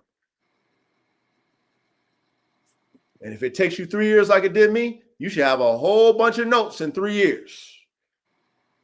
And why female first? Because you need to get all the puppies out of it. See, when you get that female, right? The female has multiple puppies. Right. I always teach you guys to keep all your puppies. You got to keep all of them. Shit. See up. So if you're building a program, you get a female, you go ahead and, you know, hopefully you saved up, you know, let's say in 3 years, you saved up a 20 piece in 3 years, you know what I mean? And, you know, you was able to get you a good female for about 5 bands, you know what I mean? Or let's say you got a good female for, let's say 10, but let's say 5. And then, you know, you was able to buy you a fucking top tier stud for 10. So you're in it for 15. Got 5,000 for miscellaneous. Okay. That stud, boom, is going to start you off right there. And remember, when you have those puppies, you take those puppies and you breed them together. Yeah. You breed those puppies together. So now you got your program right there. Starter kit. That's a starter kit. And you're able to test each and every dog. So that's what you do. You take it slow. Okay. You do your research. Get the best bitch you can fucking find. Find you the best stud that you can find. Not related. Don't get the, I'm going to buy a male from you from the same dad. Don't do that. Don't do that. We want as much genetic diversity as we can so we can get what? Ready? Hybrid vigor. That's right. Chat, I know y'all know that. You know what I'm saying? You know, me and Reddy just got to, you know, we got to emphasize that because we're in the classroom. We're in the classroom. But, you know, this is the starter kit to achieve the highest level when it comes to making, producing, and using a high performance competition type dog. Like right there, right? That's a perfect starter kit right there. Oh, yeah. 20,000 should get you EA Sports in the game. Best female you can buy for your budget and pay for a stud fee. The best male you can buy stud fee. See, that's how you can get you a $100,000 fucking male, $250,000 male, whatever the males you do your research. And, you know, then like I said, they ask you for 10,000, you can pay the stud fee. Yep. It's better than paying 100,000 for the dog. All right. And because we cooking up for hybrid vigor, hopefully God blesses you with dogs that's better than the parents and the family. Yep. Yep. That's why we do it this way. It's a formula. It's a reality. It's a method to what we do. That's why we engineers. We know the formulas. We learned about other dog breeds. When we learned about the terrier, okay, there was the yak, and then what was that one that was like the perfect blend between? It was like the balance. Oh, shit, the plumber. The plumber terrier. Now, with the yak and the plumber terrier, the key like engineering components is the blending of dogs, multiple different terriers. Okay.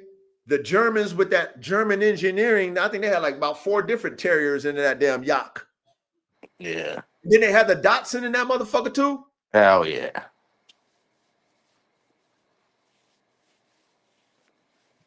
And I think Pinscher too, right? So Pinscher too. Yeah, Pinscher too, exactly. Now, if we wasn't doing what we do as engineers, reverse engineering, shout out to my brother Tony. Okay. If we weren't doing reverse engineering and going back into these modern dog marvels and learning how these dogs was created in reverse engineering, we wouldn't understand why them dogs are superior as we speak. But because we understand this, and then when we do reverse engineer, all the lights go on when we're understanding how they made their dogs back in the day. And when we see their attributes, it's like, oh, it makes sense. Oh, it makes sense. Oh, it makes sense. Oh, yeah. Oh, yeah. Oh, yeah. We know that. Oh, yeah. Yeah. Yeah. We would have did that too.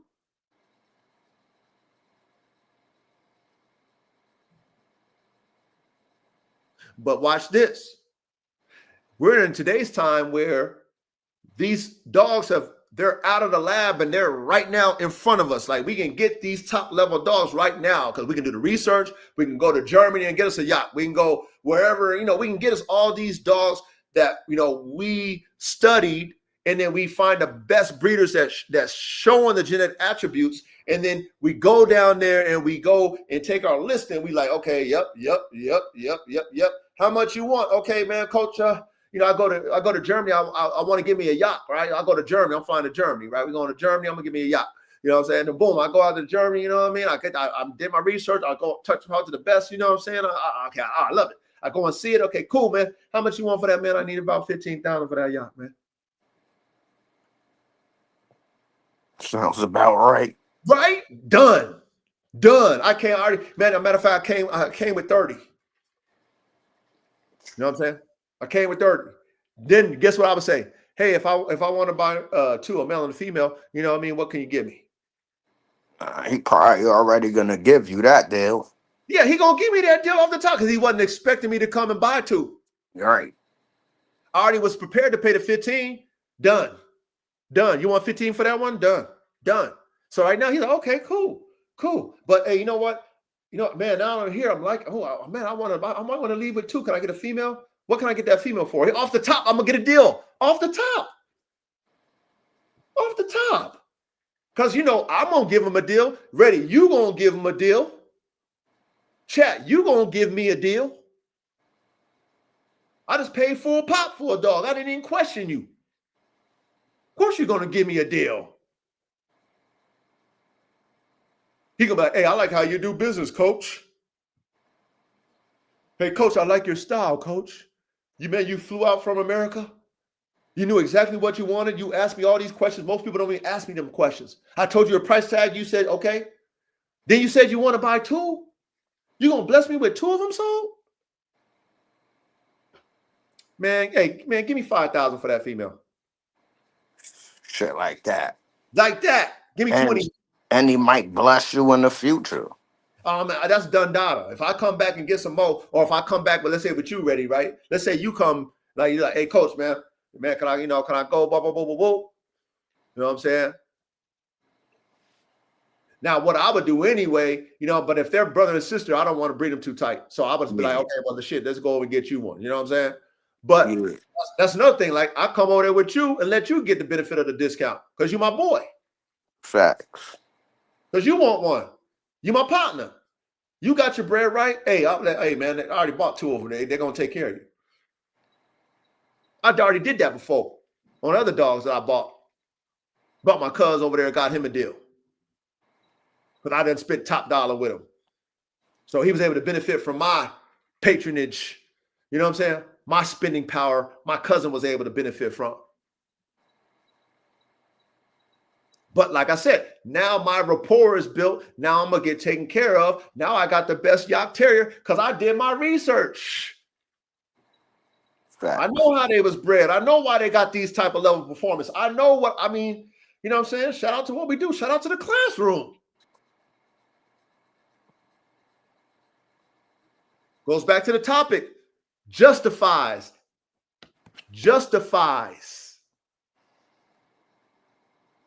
the price tag.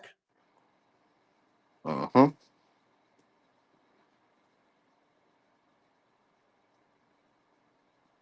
There's levels to this shit, y'all. We're at the highest level when it comes to competition working dogs. This is a new lane. It's not just performance dogs. It's not just working dogs. It's not just competition dogs. It is high performance. The best of the best, the cream of the crop. Only the best dog minds can even be here. Only the best dog minds. Only the top dog engineers can be here. Only the creators, the ones who ain't that's not scared to try shit in the lab. The one that has a very expansive dog palate. What I mean by that is like you ready, know all kind of different variances, know all kind of different breeds, know how they was bred, why they was bred. A dog palate that's expansive, not just one breed. Nothing is perfect when it comes to your dogs. Nothing is. It's always something that we got to do better. Always. Shit. So, damn.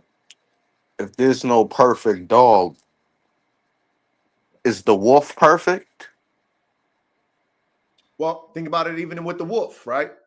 Nature doesn't allow the wolf to be perfect because that cycle of life that nature requires, you know, you got a family of dogs or a family of wolves.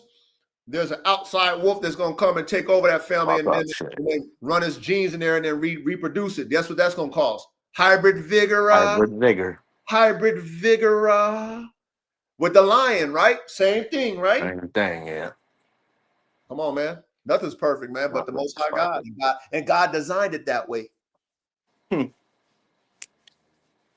Think about it when mankind was trying to make their lines perfect, man. We talked about this before when mankind and the I don't know what they call them, the blue blood, I don't know what they call them, when the royal blood, when they was over there inbreeding because they was keeping their blood pure, because they thought that they were gonna keep their bloodlines tight because they're so, you know, royal. They believed in that shit.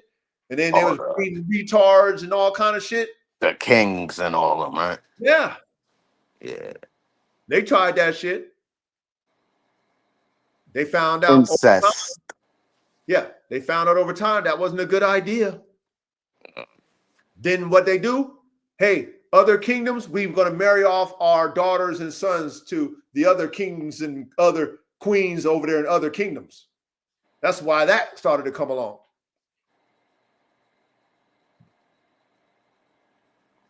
So there's a design, which is nature's law, which is God's law, and it's the strong. Survive. It's the better genetics pass. The weaker genes die off. The better genetics pass. Then when shit gets weak, you know, just by how nature's designed, the strong overpowers the weak. So only the strong males get to mate with the bitches. The weak ones don't get to pass on their genes. And even when you got the strong male that dominates the bitch, there's going to be a stronger one that kills him. So guess what? Now hybrid vigor comes in. Now you'll get a stronger one than the daddy and the mama used to be. And they were really strong.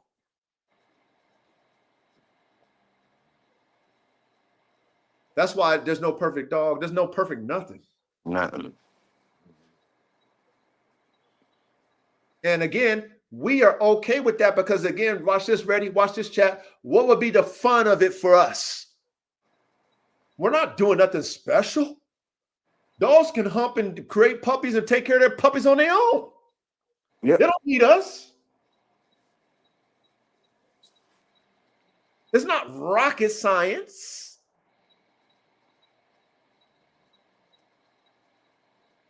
So the fun of it for us engineers is having foresight, right? Being able to see the forest from the trees, be able to have a vision before it becomes a reality. That's the fun of it for me. I can see this blend in my mind of these dogs. And I can see the genetic attributes coming together and playing at a level. What level? The highest level. Do I know if they will ever achieve that? No, but that's the fun of it for me because I want to find out. And then because these dogs have brains and souls, if they believe in my ability to develop them, then I will bring the best out of them like a coach always does.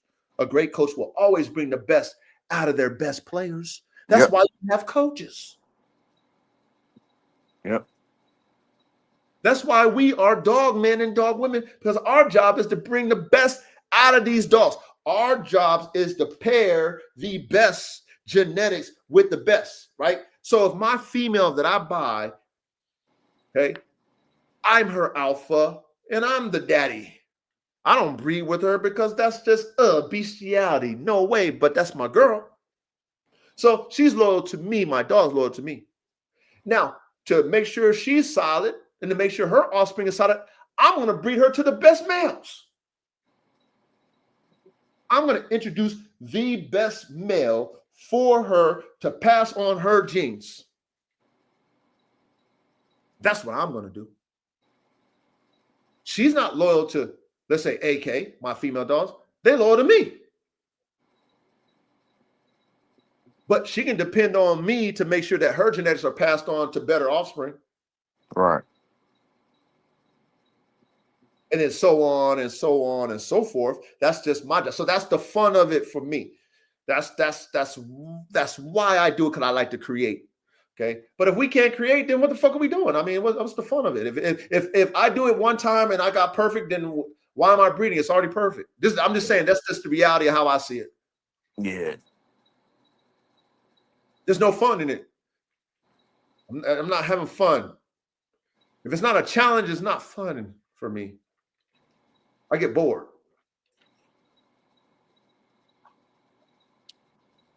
So it's not possible, Ready? Perfect. Yeah. Perfection. We should strive for it, though. That's why we're dealing with high performance working dogs. So we're striving for the highest perfection, but we know we're going to fall short. But guess what? At least we're getting kind of close to it, though. I mean, but like I said, high performance is the next step, like the next level. I mean, that's the level that we should only be playing at, you know. But when you do that, I mean, more things can go wrong when you're playing at the highest level. Some risks. But we're taking risks. We're pushing the envelope. We're taking risks. We're experimenting. Everything is a hypothesis moment for us. It's a hypothesis in the lab. It's outside the box when we think. You know, we love dog breeds, plural. So we research them. We go overseas and get DNA that nobody else got. And we try different shit. Then we compete in our own yard. Then we get in a league and we compete with our peers. And then we judge ourselves based off of that level of competition. And then because that level of competition is at its highest, then we have a bar that is there that we have to make sure we upkeep. And guess what? Every time and every year and every session that we have in competition is only going to get harder and harder and harder and harder. So it's never good enough. Last year's dog is not next year's dog. Nah. I don't care how good it did last year. Because I know my fellow competitors and comrades that I fuck with is trying to whoop my ass. And they should be. I wouldn't think nothing less.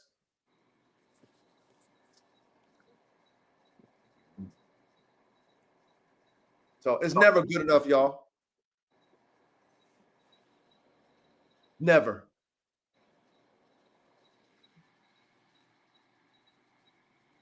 So, I mean, we can digress off of this. I just want us to really understand these prices and how Yes, they are, a little outrageous when you think about it. But until you really understand the what's whys about these prices, right? Until you understand it, then you'll never get it. But we have enough common sense to get it over here. And I wanted to just talk common sense to you guys and to just let you understand that if you want to play at the high level of anything, just like I said, even with cars, you want to buy these exclusive type exotic cars, get your bag up. Same thing with dogs. Same thing with horses. Same thing with cows. Same thing with houses. Same shit with niggas in the NBA. They gotta pay them niggas. Same thing with the Negroes in the damn NFL. Yep. The MLB, etc. Yep. They gotta pay them. But you see, nowadays, right, because of social media, a lot of dogs are talked up, right? They're talked up to be something that in reality they're not. Or their pedigree has dogs who used to be that, so they judge the dog of today based off the pedigree of yesterday. And that could cause you to get bamboozled, like how I was bamboozled with the bullies. Okay. So that could, not only bring sticker shock to us, but it can make you be a skeptic about dogs with high tickets on it. Because there's a lot of buffoonery and fuckery out here today. It's the world we live in. But when you really play at a level and you have understanding of what you're doing, you're not going there Stevie Wonder, blind and naive to the realities of what you're playing with, then you get it. You get it. You take your time, do your research, got your money right. You know what I mean? Got a plan of action. You'll execute it. You'll get it. Then, it's worth it. Like I said, I look at my investment, the one that I liked, the one I was grateful for, all my Buff Dog investment, my AK investment, all my investments that I did, even the ones that I fucking made a mistake at, but the ones that I succeeded at, I'm grateful that I took that risk. Because if I didn't, I wouldn't own dogs like AK and, I wouldn't have that Buff Dogs whole fucking program, DNA, and I wouldn't have none of that shit. None of the shit I got, I wouldn't even have. If I was gun shy, if I got sticker shock, if I was trying to jug everybody who had a price tag, I wouldn't have the dogs I have. My program would not be on the level that it is today. I wouldn't be screaming to y'all, got DNA, I do.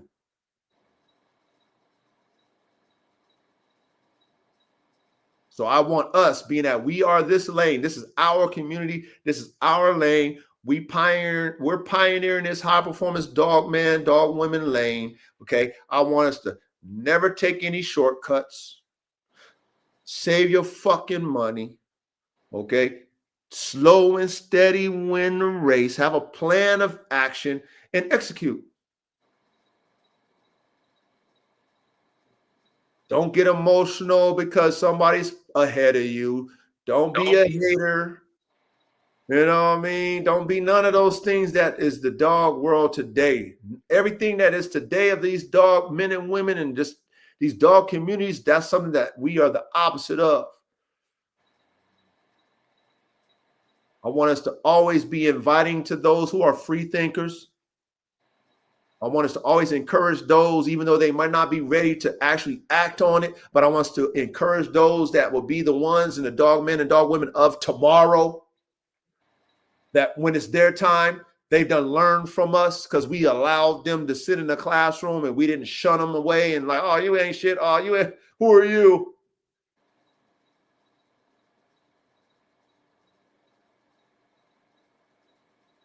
Let's keep elevating. Because it's a slow, man, it's lonely at the top. And that's not because everybody want to listen. Everybody want to be at the top, but who's going to put in the work to get there, though? Right. That's why it's lonely at the top, y'all. Everybody wants to be there, but who's going to go through the process to get there? Huh? Who's going to sacrifice everything for it? Huh? The few. Yeah. Select few. And that's why it's only going to be a few of us. Who is willing to be in the classroom for an hour and a half, 2 hours, learning, listening, learning? Oh, I didn't get that. Oh, well, that makes sense, coach. Oh, then applying. Motherfuckers ain't got no attention span for that. Who's going to save their money for the best dogs? Who's going to do the research and build rapport with their favorite dogs and favorite dog breeders, favorite dog trainers? Who's going to build rapport and build relations with them people? Most people don't do that. They ain't going to do that. They're not. They're going to get jealous and they're going to want to be them. And then they're going to hate because they can't be them.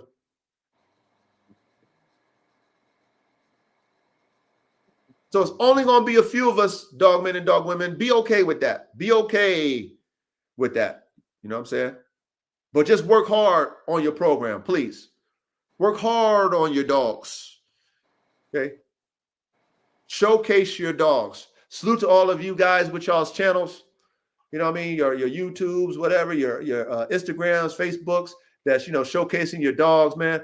Continue to showcase your dogs. Okay? Keep working on your craft. If you're a trainer, keep working on your craft, getting better at your craft, because the more you work and practice at it, the better you will become. The more you showcase your dogs, the better you will be at showcasing your dogs. Okay? Like, really. And that's why I put that little post up ready. You know what I mean? I just want to let the dog world know, yeah, the coaches, I got a lot of stuff going on. But, let me remind you why I'm who I am and why I'm good at what I do. You know what I'm saying? Dogs look good, man. I mean, I all the time. It don't even matter. But I know when real and flesh and blood, seeing them is even more better, incredible. Come on, man. Bro. It's like when you really do it. That shit's art, man. When you really do what you say, y'all, and you can do the show and tell, it means a lot more. Okay? A lot more. Because a lot of people talk about it, but very people do what they're talking about.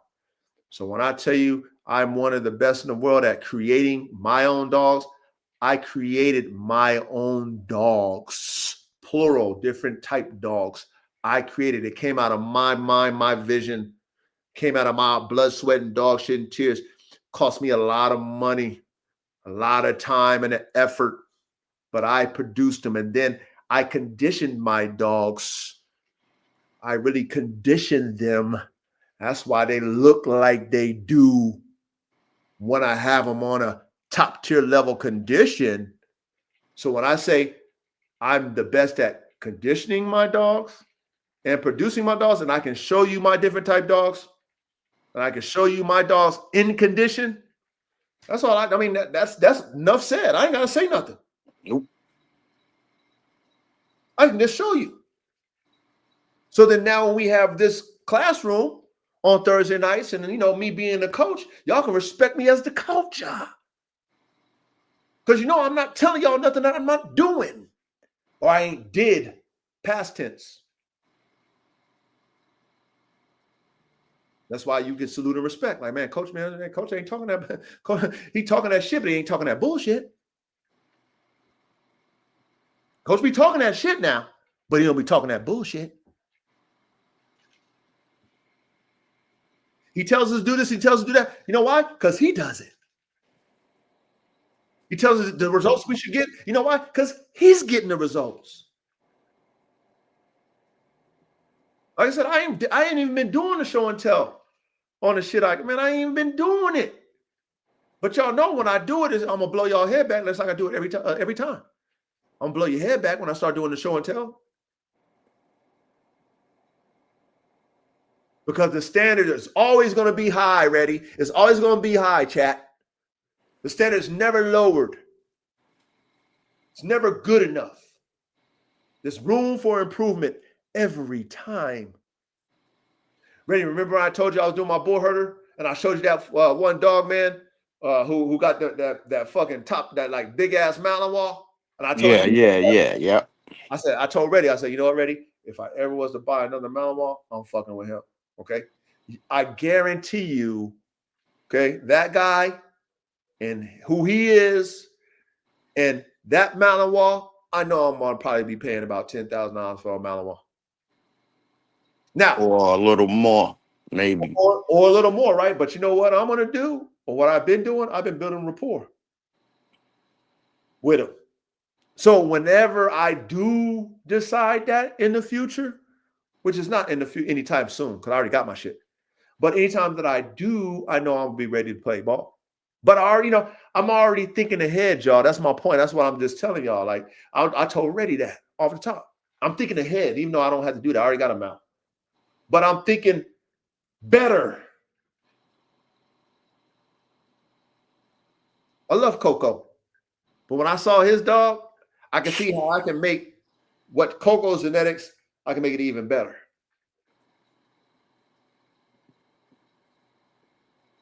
So it's never good enough. Does that make sense, Reddy? Yeah.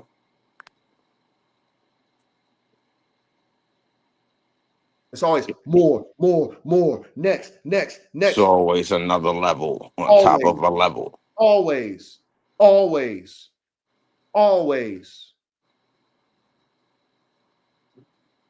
You know what that means, chat? It's always gonna get harder. More work, more dedication, More money. more sacrifice, more money, harder. That's what that means, chat. Yeah. That's why it's lonely at the top. Who's willing to do that?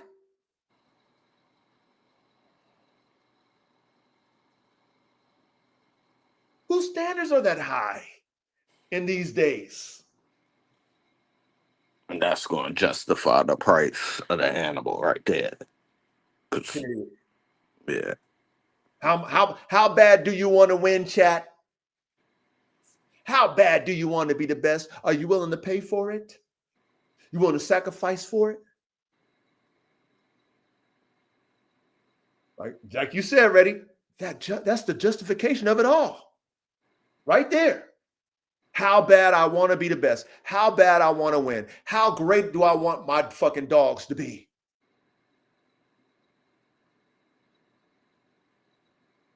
How good am I as a high-performance dogman engineer? Am I the best, like I say? Huh? What makes me the best? Do I keep doing the same thing over and over? Or do I think outside the box to create the circle? Do I think I know it all? Or do I study every dog? Shout out to the modern dog marvels. Do I study the pioneers who came before me, who were like me, who created the best dogs? So that I can reverse engineer their shit. And guess what I'm going to do, Reddy? I'm going to apply what I learned from them to my shit. Yep. That's what I'm going to do when I reverse engineer other people's formulas.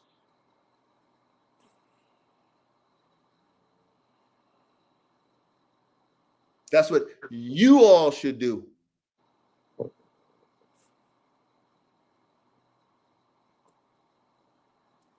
No, I found out there was like over like 700 breeds that went extinct. Oh, man, elaborate, man. Come on, man. Probably kind of what you were saying. They tried to recreate or keep those lines going, and they fell apart. So they got stuck in a box. And they couldn't get out of it. Basically, yeah.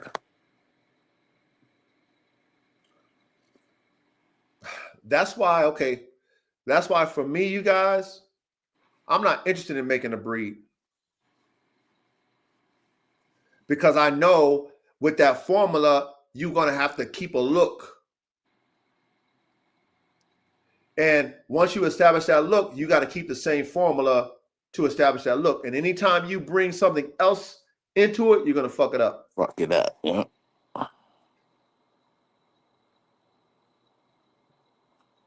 And that's why farm dogs, like even the Kangal, right? Now, we don't really know exactly how they cook them up. We're going to do that in Modern Marvels. But, you know, I heard that there's wolves bred into the Kangal. I don't, you know, there's all, you know, there's all the Great Danes, all kind of shit. But you know what? It's about the purpose of what that dog is bred for. It's not a fucking confirmation show for that dog. It's about, is it gonna do the job, and is it the biggest and the baddest? Yeah, for the job. Yeah. So whatever I need in that breeding to do that, I'm going to do it. And because there's so many, you know, like we were talking about with the, how we learned about the Central Shepherds, and you know, what was that terrier? The Pharaoh, was it the Pharaoh Terrier? The Fell Terrier. The fell, yeah, the red fell and the black fell terrier. Yeah. That was just an umbrella term for the terriers that was all in that area. Okay, because there were so many different variances of them. Because they weren't breeding for no fucking dog show. So you had real hardy working dogs that did the job, didn't get sick, probably lived till 18 fucking 19 years old and died on the job. Motherfuckers died doing the work at fucking 18 years old.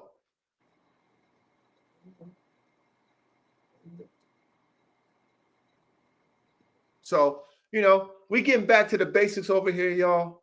You know, that's why I love the fact that we pioneer dog, man. We back to the basics, man. It's okay. It's all right. It's all right. You know what I'm saying? Not many people going to understand us. It's okay. It's all right. Be okay with that. Okay. But you know what we going to do together? We're going to make the best dogs. Word. That's our standard. And I'm going to push you with my program. Ready. You'll eventually push me with your program. Yeah. Manny, you'll eventually push me and Ready with your program. Students for Life Dogs. You know, you're going to push me, the chat, fucking Ready. I mean, all y'all, Inquisitive Dejin, Chris, all y'all.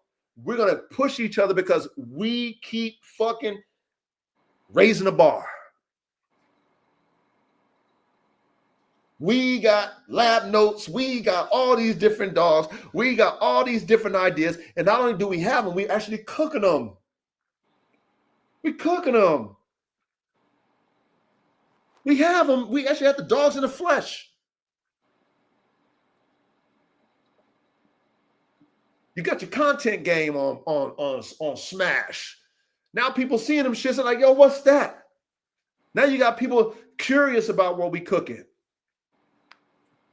I know I have to this day. People ask me about, hey, Coach, when are you gonna? Did you cook up that fucking AK in the Kangal? Word. To this day, no Capadonna, no Cap. No, I mean, come on, y'all know I ain't capping, man. Hey, Coach, you know I was serious.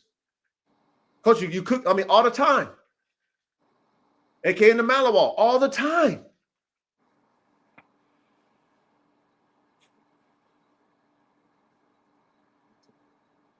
Okay, so we'll wrap it up, man. We'll wrap it up.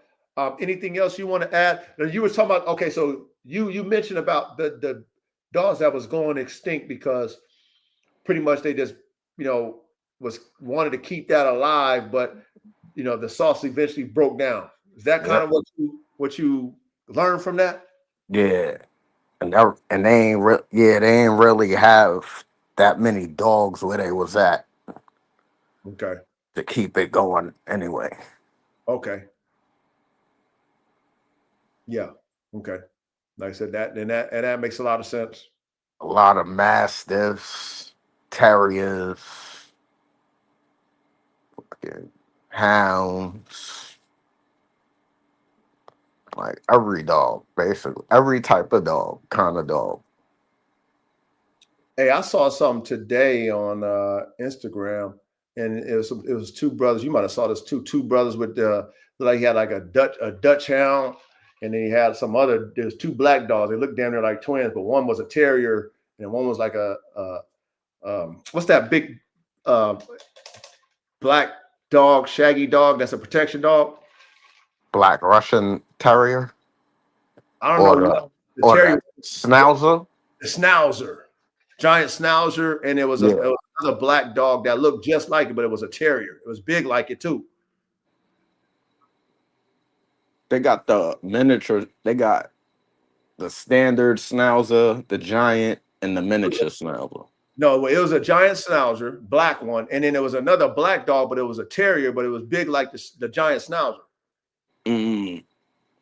I I forgot. seen a video today of a giant Schnauzer crossed with a presser, Oh wow, and it looked like the giant Schnauzer, but kind of it was medium size bro. than Wolf said. the Schnauzer, Bro, giant Wolf Schnauzer. said Bouvier's. I don't.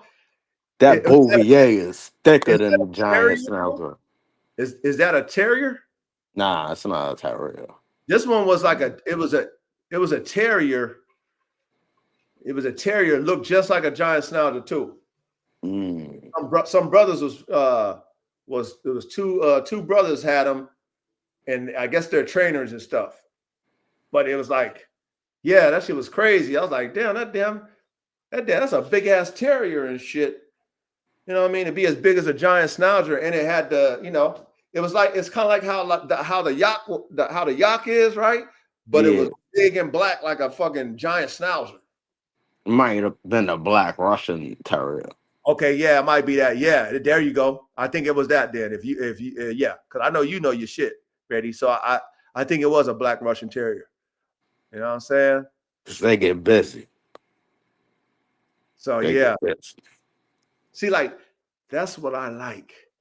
I like to see, like when we do our modern dog marvels, and let's say we wanted to go down that rabbit hole of the black Russian terrier, so that you know how they made it. I mean, this is when you see dogs like that, and then you go and reverse engineer them, it blows your mind, because if we think like these dog men and dog women are today, we would never be able to make dogs like that.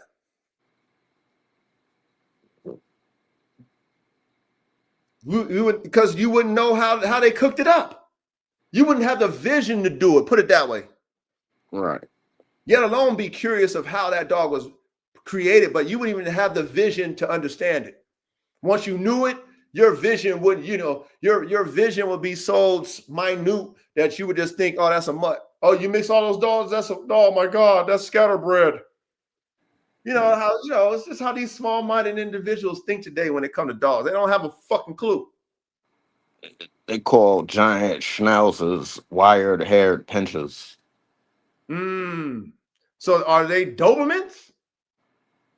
I think not Doberman, just like pincher. Yeah, we still gotta do Pincher that. types. We still gotta do that modern marvels of Doberman, man. The Doberman, Yeah, man. the Doberman pincher. Hey, Bando, make sure you hear when we do that one, man. I'll make sure I reach out to you when we do that Doberman pincher, that Doberman/Doberman pincher modern dog marvels. You know what I'm saying? We got the Kangal, we got the Doberman. Did we have another one too? I think those two for Hounds. sure. Oh, and the hounds too.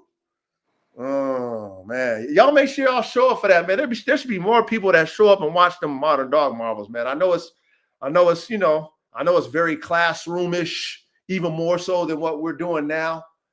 But man, them modern dog marvels that shit's fucking a lot of information, man. Shout out to Coach ChatGPT with her outline. She does a great job. She does, but man, there's a lot of shit we learn, man. Fact. You know what I mean? So yeah, man, we might. I mean, shit. You want to do free game? You want to do another modern dog marvel? I mean, I got another conversation that we can have, but you want to do another dog? I'll be trying to hold off for caveman and shit. I mean, at the end of the day, if he's not available, I mean, it is what it is. Yeah, I feel you. It's like, Gotta keep it going. I mean, shit. Consistency, man. Yeah. Shit. But there's mad conversations we could talk about though. This mad dogs. It's nonstop with the modern dog Marvel series. We can keep it going. He said, wasn't the Black Russian Terrier put together by the Russian military? Mm. Yeah, they are in there too. They do got those dogs. Yeah, I'm not sure, Inquisitive Degen. You know what I mean? But one thing about the Russians, they don't really be doing shit for no reason. So I wouldn't doubt it. I wouldn't doubt it at all. It's a very intimidating dog, though. Hell yeah. I'll tell you that much. That shit'll fuck you up. But see, like us, right? We have a dog palette that's very, you know what I'm saying? It's a broad palette, Like we talk about all kind of different type of working dogs, man. Not just the same old. We talk about all kind of different working dogs. And like I said, with our modern dog Marvel series, bruh, it's like you said, it's unlimited. Ready? Yeah. It's unlimited. Because there's so many awesome dogs out there that we don't even know about. I learn all the time from you, Ready. I learn all the time from you. Like, yo, man, coach, check this out. Coach, check this one out. Check this one out. Like, man. I be seeing a lot of dogs, even a lot of crosses. Every day a new joint pop up. A couple of them. I be seeing Airedale mixed with Greyhounds. Them joints fire. Oh. I seen the Jack Russell mixed with a Whippet. Oh. Like, oh man. Bro, if you know what a Jack Russell is, and then you know what a Whippet is, and then you can imagine the combination of the two, that's what makes it so ooh.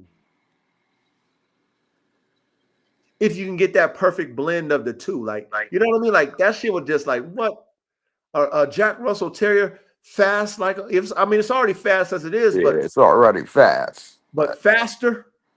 It got more leg. Like, wow. Yeah, that's just beast for what they gotta do. I guess it'd be catching. Use that for? But they use that for like Probably, how Big Man probably for look for fox and fucking and rabbits and shit. Yeah, or kind of like how Mink Man use them for with the rats and shit. Gets the pharaohs to fucking go out there and get into the holes and shit, or the ferrets get into the hole and get the rats out of there, or the minks, yes. And then fucking the damn dog though, that Whippet / Jack Russell go and catch him and shake him up real quick. I think he got pit bulls now too. He just had a litter of pits. Yeah, he got. I don't. He got like a Whippet pit bull mix. So he got all kind of. He got all kind of different variations of greyhounds and shit over there. Yeah. Yeah, man. His dogs have fun. Yep.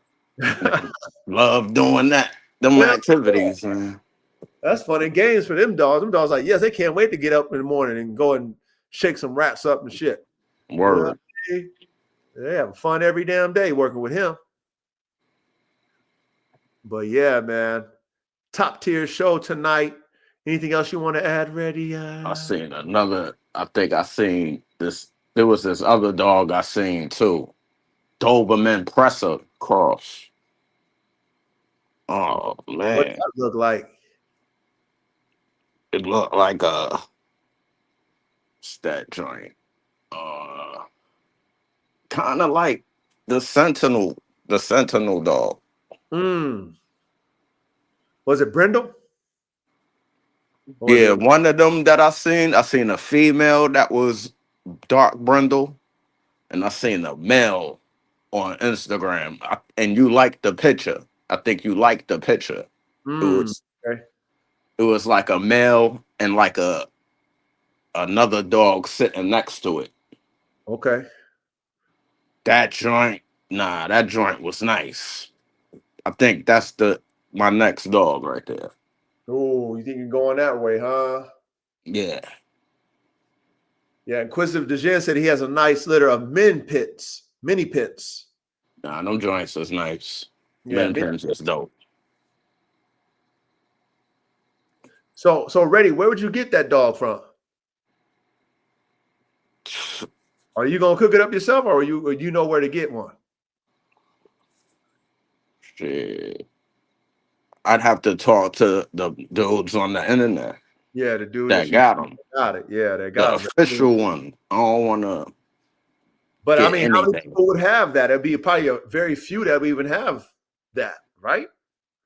Yeah, because when I looked it up on Instagram, only that dude popped up.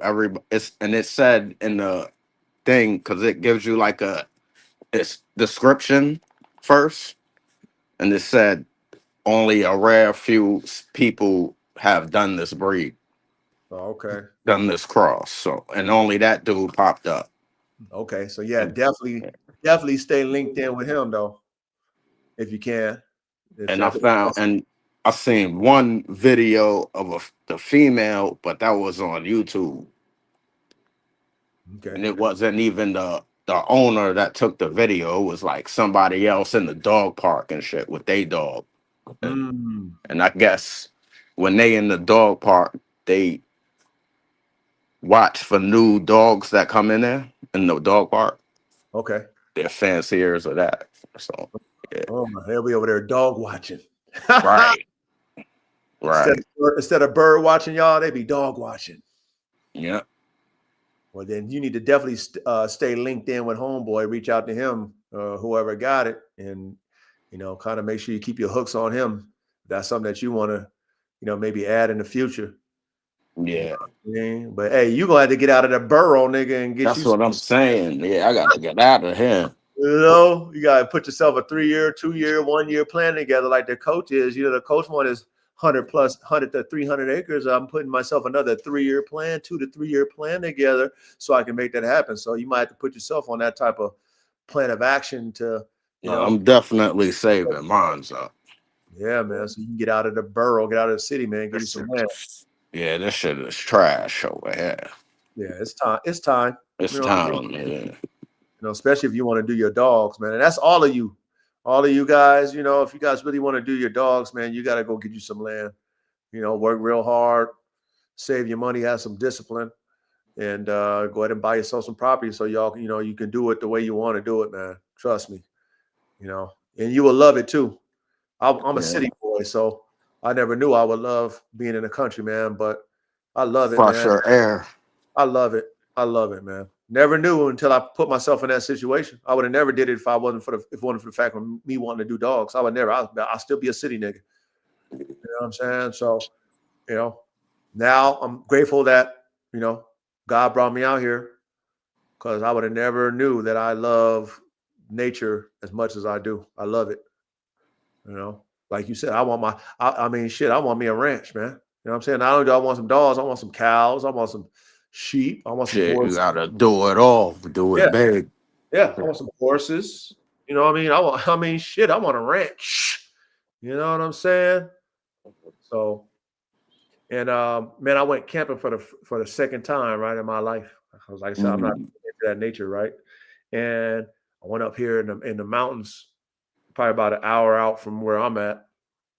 And it's up in the Sierras. If anybody's familiar with Northern California, the Sierras up north.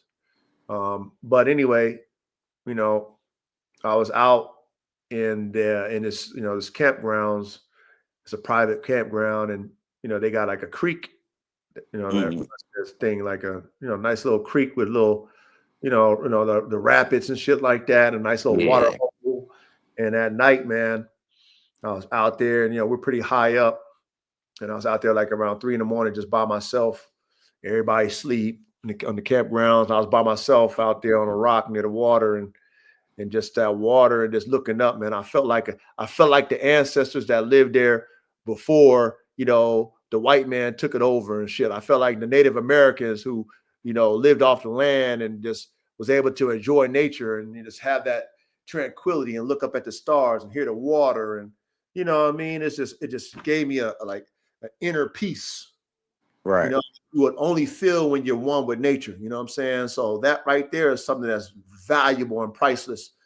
And, if you've never experienced it before, of course, you can never relate. But trust me, whenever you get yourself in that situation and you're able to be one with nature and really be one with God, and respecting that, that nature's law, which is God's law, man, there's nothing like it, bro. Nothing like it. So it's like, man, I got to get me a big old ranch so I could do what I want to do and just enjoy nature's law, man. Enjoy God's creatures, enjoy God's creation, and just enjoy that peace that you get out there when it's out and it's yours. Right. You know what I You mean? got to worry about do what you want to outsiders do. and all that shit. Yeah, do what you want to do on your land, man. Enjoy the land. And then, invite your family and friends over there. Let them enjoy it too, man. All on you. They'll appreciate it. But anytime I invite my family over to my place, man, they love it, man. They never want to go home. They're like, oh, I love it up here. Oh my God, this is so great. Thanks for him. And these are city niggas, man. Yeah. They don't know nothing about this shit, but when they come, they love it, man. They're so grateful. They love it. So that peace of mind. It's another level, man. Word. It's another level, man. So yeah. But anything else you want to add already? Shit. Yeah, this was a good one. I mean, I think it was something that needed to be talked about and, something for us to understand. Not everybody gonna understand it. And that's not what this classroom isn't for everybody. But for us who really understands, there's levels to the shit, we needed to talk about this over here because I don't want you guys to ever, really take your program serious without taking these price tags serious. You know what I'm saying? Yeah. Like real talk. Well, what if you're still like a backyard breeder, but you're making top tier dog?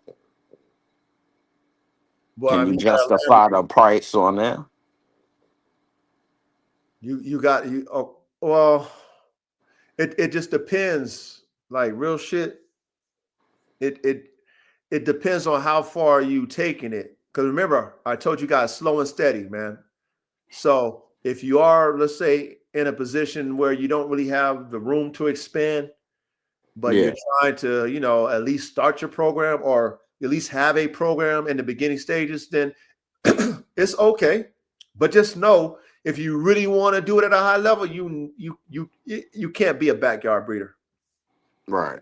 Because you're going to need to have more You dogs. gotta have more dogs, more room. There's no way you can progress your program without producing more dogs. So you have to have more resources, more land, more money, more opportunity to excel, enhance your program. Because let's say you're in a backyard breeder. Well, what I mean by a backyard breeder is, let's say you're not in a position to really have a big yard. That's how I would justify a backyard breeder. Okay, you're limited on how much you can produce. So you might have 1 litter a year, but how much can you keep when you got a small backyard already? That's what I'm saying. Right. Like, Right. So that's when I would say that you're limited to what you can do if you're still at that stage. And it's okay because, like I told you, I was 3 years in the planning and saving stage. So if you are in a backyard situation or you are in a situation where you can't keep dogs, buy more dogs, expand on your dogs, test your dogs, right? You're still in the visionary stage. It's okay. Just take your time.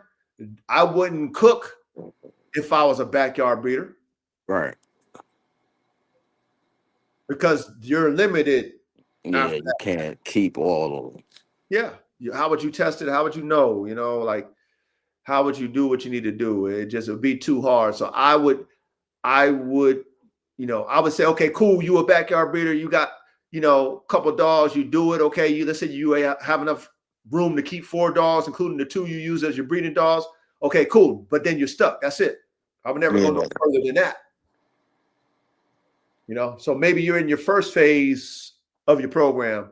Now it's time to have a plan, save your money, and get your property so that you can move on to your 3rd phase and 4th phase and 5th. You know what I'm saying? Right. So, remember, there's no rush, y'all. This shit's hard as fuck. Okay, and it's a lot of money and time. So I don't rush it. It's okay. It's okay to be in your lab, still fucking with your notes, building your network and all that shit. It's okay to be at that point in your program. It's all right. You know what I'm saying? Slow and steady does win the race. Yeah, there's no rushing in this shit. It's just too hard, man. It's just way too hard. Trust me, man. I just sacrificed so much, bro. And I'm still not where I want to be. Okay? So that tells you. And I've been doing this shit since 2005. Right. So, take your time, enjoy the process. Like I said, just get 1 dog. Be okay with that.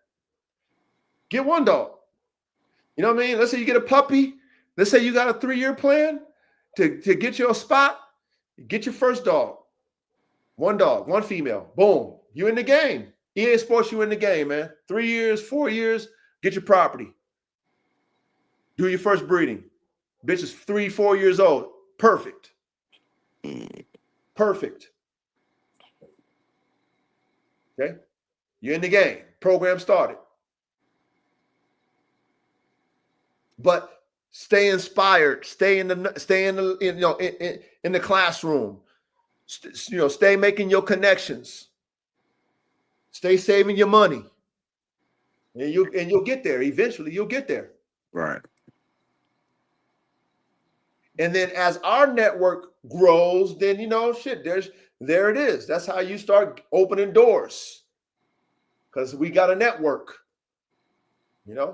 If I'm way, way far ahead, y'all linked in with the coach. So then you're like, coach, when I'm ready, then guess what the coach is going to do? The coach is going to bring you up. That's what the coach is going to do. Put me in the game, coach. All right, man, here you go. Here's your uniform. You ready to start? Let's go. That's a network.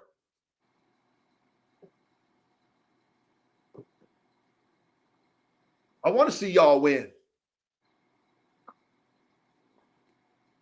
I enjoy the team mentality, even though it's very few people that play on the team correctly.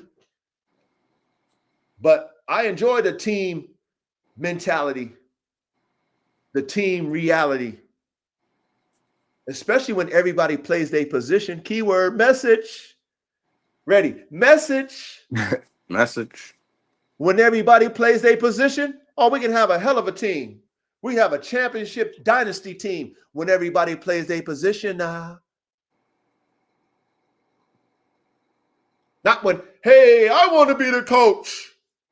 Hey, I want to be the running back. Hey, ready. Why is Ready got to play running back all the time? I want to be the running back. Well, cool. You can be the running back. Well, why don't you go in on 3rd down? Here, why don't I put you in on this situation? Are you okay with that?